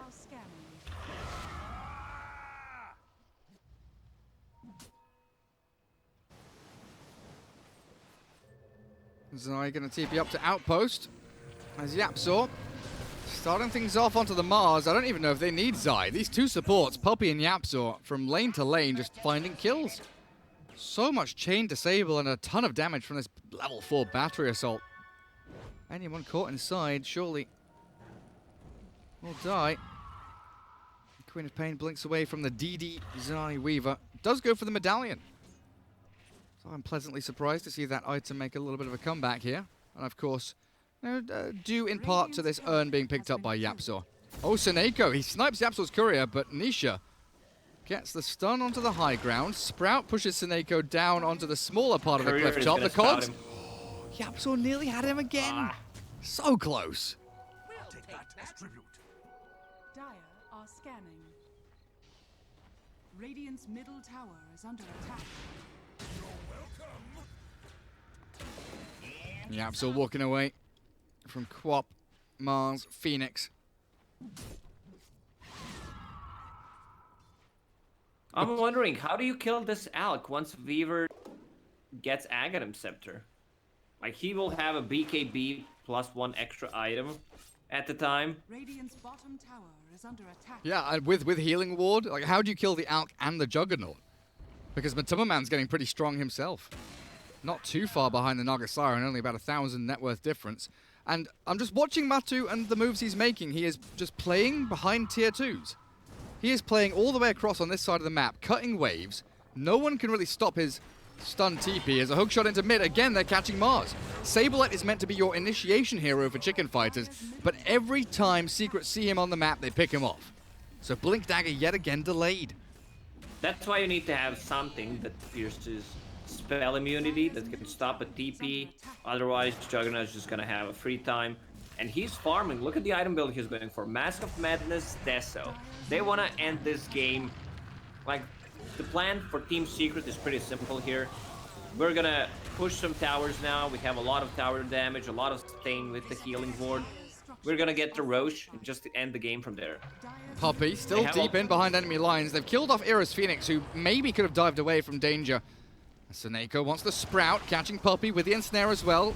Has a Quelling Blade, and now the Mars ulti, but Nisha just bashing away at these Dire heroes. Saberlight down to Yapzor's battery assault. Nisha back up into the high ground to deal with Charlie. And they've got themselves Naga Siren, but a good Manta away from the Omni Slash of Matumba Man gets Charlie back into his base. Okay, fight for Chicken Fighters. They once again lost Mars. Mars is nowhere closest Blink Dagger, but at least the Queen of Pain got the double kill. So that's gonna get her Orchid. Alright, Philosopher's Stone, Gary Hater, who's gonna have this item. Shut up. I hate you. Orchid, and onto the Weaver. Shut up, Weaver, you're silenced. They've got an Inkswell out. Zai is perfectly fine. Unfortunately, Puppey will not have the same luxury of escape. Ring of Aquila for Matumba Man. Yeah, it's time to swap out the Faded Brooch, I think. Clockwork with the Philosopher's Stone. Nether Shawl still unused. What about Dire side? Have they got anything shiny? Dire team. Clumsy Net, Pupil's Gift, Vampire Fangs. Nothing amazing coming out. I mean, you're thinking about the tier 3, tier 4 items, comparing those to tier 2 items. What's a shiny tier 2 item for you, Gary? Growbow? Grove Bow, Imp Claw, Vambrace. I love a bit of Vambrace. Jump from Nisha, that Blink Dagger. Catching Supreme with a concoction. Very nicely done. And again, it is Secret making the moves into these jungles, finding individual pickoffs and then looking to transfer it into even more farm for their two Do big the math, cores. Gary. What's the minus armor? Swarm, Deso, Medallion, Acid Spray. A lot. I expected a number, but a lot will do. I don't know, what is the number then? 5? Minus 21, minus 23, I see. Oh yeah, there he goes. Ticking up. And Roshan goes into the hands of Nisha's Alk. Oh, he's got himself a Blink Concoction. It connects just in time before the spear does. But the Inkswell, it doesn't stun up the Mars. I don't know if it matters, honestly. They'll have the Phoenix as a bit of backup here with Fiery Spirits to delay the aggression. But Yapzor, Battery Assault and Rocket Flare both at level 4. Massive amounts of magic damage coming out of Secret. And all these pieces coming together for Team Secret. Juggernaut just finished his Deso. Alchemist has a Blink Dagger plus one more item. Another kill on... Oopsie. Supreme. Queen of Pain, the quintessential snowball hero. Being shut down pretty heavily now. Charlie's Naga Siren. Manta with 2.7k saved up in the bank. Having to deal with a Zai Weaver who's collecting all these 4 bounty runes. Now for Team Secret. And there's the comeback for you. Drums still not done on Suneko. And Nisha, he's farming Dire side of the map. I'm not even kidding, Gary. That's gonna be minus 30 armor. Acid Spray, alright, I'm doing the math. 7. Assault Curious 5. That's 12. What else do we have? Medallion 5, that's 17. Nice Manta dodge. Song TP, Charlie. Clockwork, where are you? Yapzor. Oh, hookshot still on cooldown for another second. He was perfectly placed for it. Charlie was also trying to block out with some of those illusions as well. 17. Still minus counting. 6 from Deso. Well, I've got 23. And the Swarm, that's one that's hard to count. So it's gonna be around 25 to 30-ish. Not sure what that hookshot was for. I guess they're still looking for Nature's Prophet, who has been an absolute pest. Going up onto these high ground areas. Yeah, that's what Yapzor was looking at. So we have a Blink Grimstroke. Oh, Queen of Pain jumps in. Yeah, Puppy just jumps straight back out again. Yapzor with Urn into Pipe. Matuma Man, Deso, Mask of Madness. Alchemist, you mentioned the Assault Cuirass, and now 3,000 gold saved up as he goes back for Battle Fury. He wants Abyssal Blade Battle Fury. Cut through the trees. Get out of Sprout. Why the hell not? Silence onto Queen of Pain. The chain stuns are there. The Soul Bind is perfect as well. Mars gets caught up in it, even with the Arena of Blood down. There's nothing the Chicken Fighters can do. They have run out of steam. The locomotion is ending. 16 to 7 with a 15k lead. Alchemist is just a better version of Anti-Mage. Comes online around 15-minute mark and just snowballs from there. It also opens up the Roche for you. They should not try to chase this Nature's Prophet. He's gonna TP out. Clockwork Hookshot, not in range. Oh, it is now. He is. Long range. Yapzor gets there to help out Zai find a kill. While look at Matu Nisha with 1 melee creep. They're on the top of the high ground. Battering away at tier 3. And yeah, this is going to be what Alchemist's 10th win of the group stage. So it's going to be 12 games, 10 wins and 2 losses, it looks like, if it continues this way. Because Secret are dominating. Cancel out the Sunray from Era. They do have a pretty decent team fight combo here. But Poppy's in the back line, stopping the Mars initiation. The Supernova's not used. Supreme is jumping towards the Grim stroke, but even with that Sonic Wave, he's been obliterated. Now the Supernova comes, but the right click's arriving. Sprout him up, but it's not enough. So Nako trapped in his own base. Buyback from Eros Phoenix, but Nisha is unstoppable. The big, bad purple boy whacking people into the ground. Sunray down, but the Aegis is there. Second life for the Alchemist as the buildings being focused, and Mars dead yet again. They buy back on a couple of heroes, Chicken Fighters, and they dive forward. Yapzor, defensive hook shot as Nisha takes down the ranged racks for a full lane. Secure it up, Secret. 23 minutes in. Annihilating Chicken Fighters' chances. Aghanim Scepter on Weaver not even used to full potential. 2 buybacks from Chicken Fighters.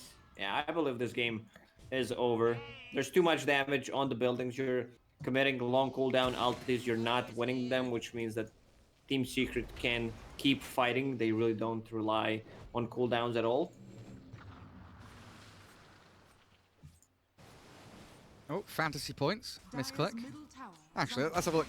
Yapzor, 14.3 fantasy points. Queen of Pain, 13.2. It feels like she's had a tragic game. 4, 5, and 3. It must just be the amount of hero damage she's doing. Doesn't feel like she's had much of a game at all. I wanted to look at gold per minute. 913 on Nisha, closing in on that 1,000. And buyback-wise, none for the Dire team as they close the gap on Charlie. Manta with the mirror image, jump out of the cogs to Sprout and dodge away. But the Abyssal Blade, Nisha closes the gap yet again. And they dive towards the back to kill off the Queen of Pain. It's just too much damage on the buildings. They can't take a fight right now. They have no ultis, and Team Secret will go for tier 4 towers. Just end this one. Saberlight with the Arena of Blood, but the Soulbind is immediate. Even with the Song of the Siren, Supernova, they were still being focused down here. Saberlight gone, Mars dead, the Supernova still falling after the song ends. And Chicken Fighters, dearie, dearie me, Chicken Chasers. Where do the chickens run? GG is called. Game 3 goes to Team Secret, and a 2-1 victory, continuing their streak. Now sitting at 4-0 series victories. But Team Secret is just a better team. There's I mean, no doubt about it. But Chicken Fighters, they get a good fight in game number 1. Even in game number 2, the third game was pretty one-sided.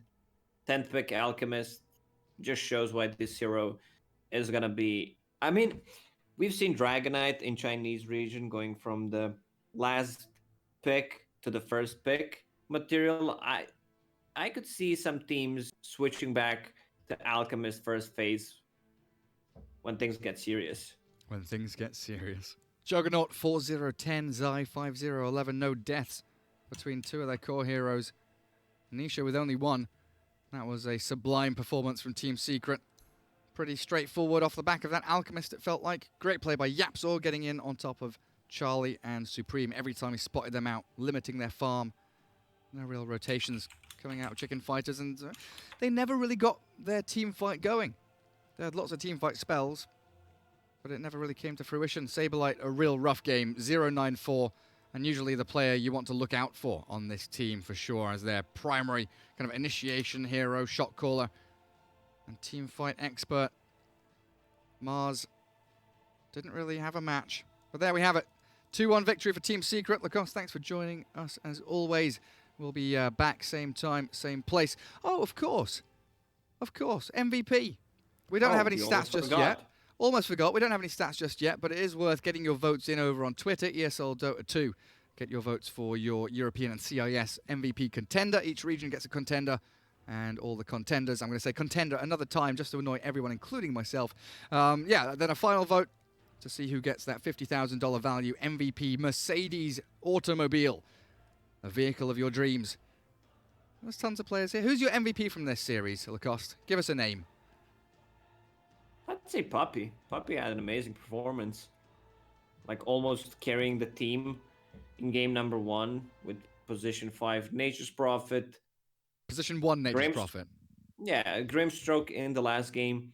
Like he buys a Blink Dagger and aggressively blinks on Mars, so he can't use his spells properly.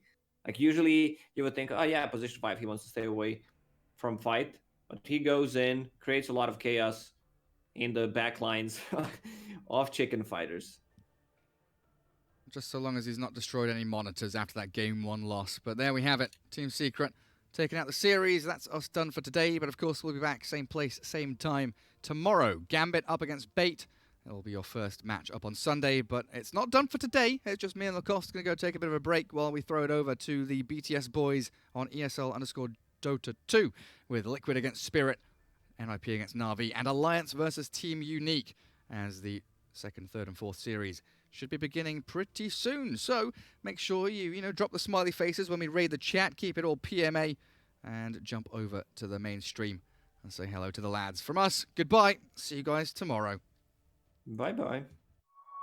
My name is Jordan Gilbert, aka Nothing. Hi, my name is Sue Lee. My handle is Smix. I think it's important for these initiatives to happen. Empathy really, really goes a long way, and it always means so much to us, and I think that's where initiatives like this really help. I encourage everyone in the community, anytime they see bullying, anytime they see someone getting called names, I encourage you to step up and say something. Good luck, have fun. Good luck, have fun.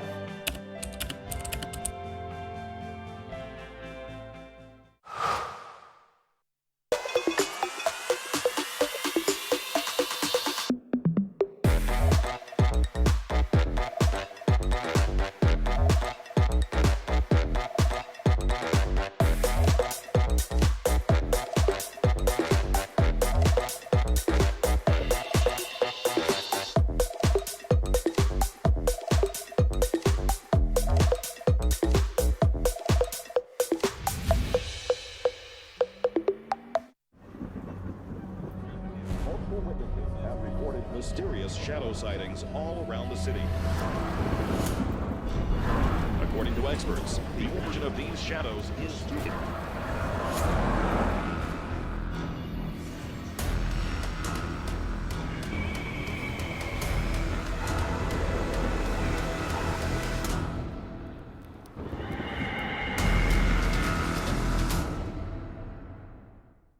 You leave it to me. I'll get your taxes in an okay place. What? Well, just as soon as my audit is over, this gets my undivided attention. Take a lot of trips to the islands, Phil. Pretty great, right? Oh, Phil's legally dead. Fell off a boat. Going by Dennis now. Solari. Long story. Then we got, oh, no, you're not gonna want to see this. I don't think this is gonna work. Just okay is not okay. AT&T has America's best network, now with our best plans at our best prices, starting at $35 a line for 4 lines, new from AT&T. Everybody loves an underdog. Who needs to be liked?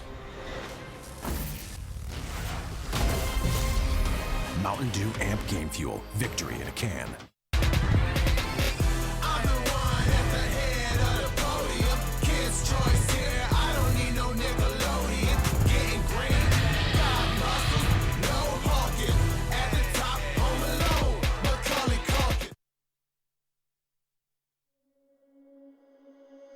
Under peach yellow skies, dreaming big and aiming high. Name the clouds passing by, wishing we run away. All we need is our passports, baby. Leave the rest in our troubled minds. Let us go down in laughter, baby. Trying to figure out what we're after. We're never heading back until we're older. We couldn't care no more, not any longer. Under peach yellow skies, we keep on searching, but we will never know what we're after.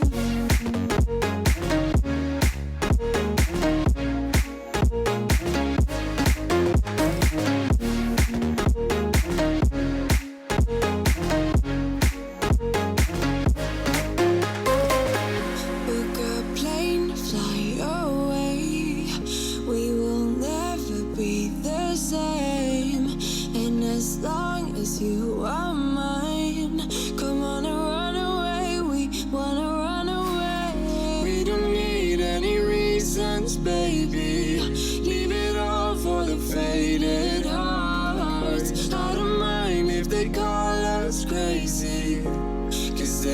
understand what we're after. We're never heading back until we're older. We couldn't care no more, not any longer. Under peach yellow skies, we keep on searching, but we will never know what we're after.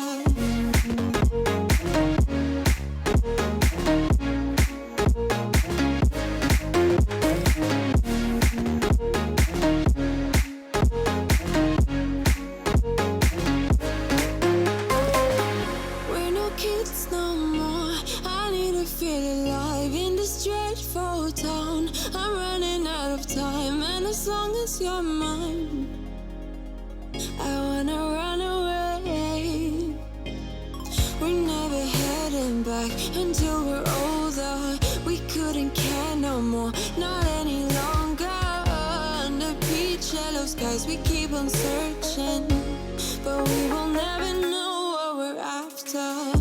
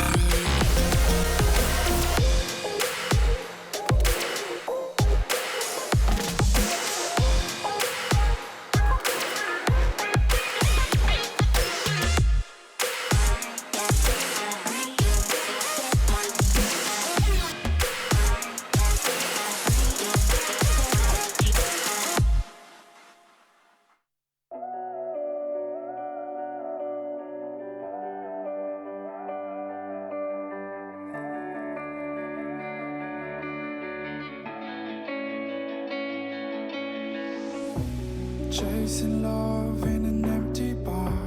Pour a drink till I make it past. The midnight hour seems to come and go, but I know. Walk on up with a drink in hand, sipping mixers 'cause you can. And all the lights begin to switch off. You're chasing the light, holding on for life, feeling the high, chasing the light, chasing the night, chasing the night, chasing the night, holding on for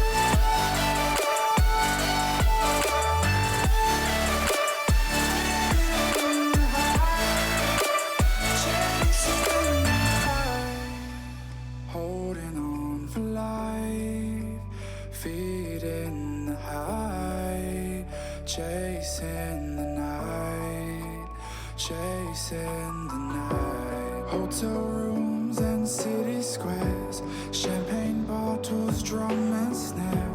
The sights and cities seem to fall away when you stay.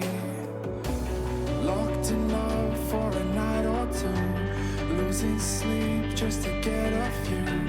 Day to day you wanna stay out. You're chasing the light, holding on for life, feeling the high, chasing the light, chasing the night, chasing the night, chasing the night, holding on for life,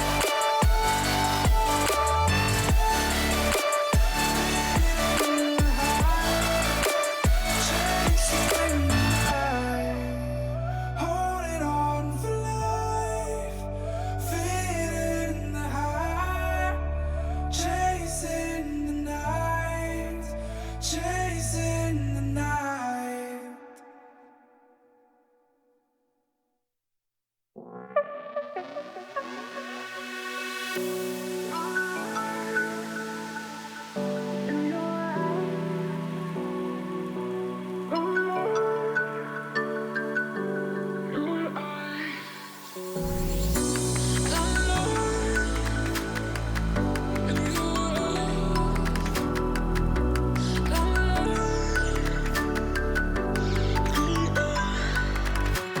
I just wanna feel alive.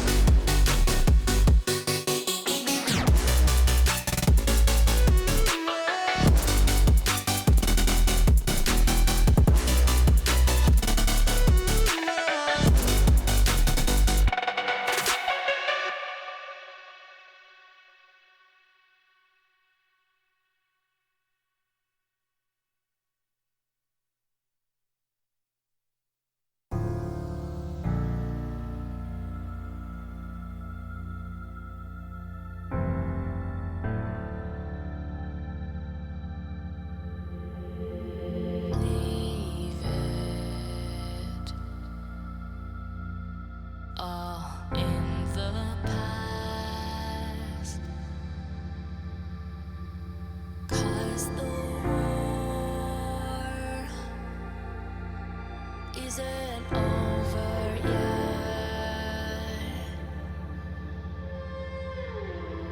You lost one fight,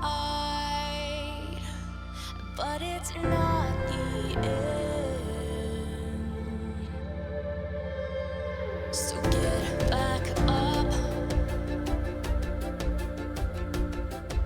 and fight again. Take one step, take another, find the strength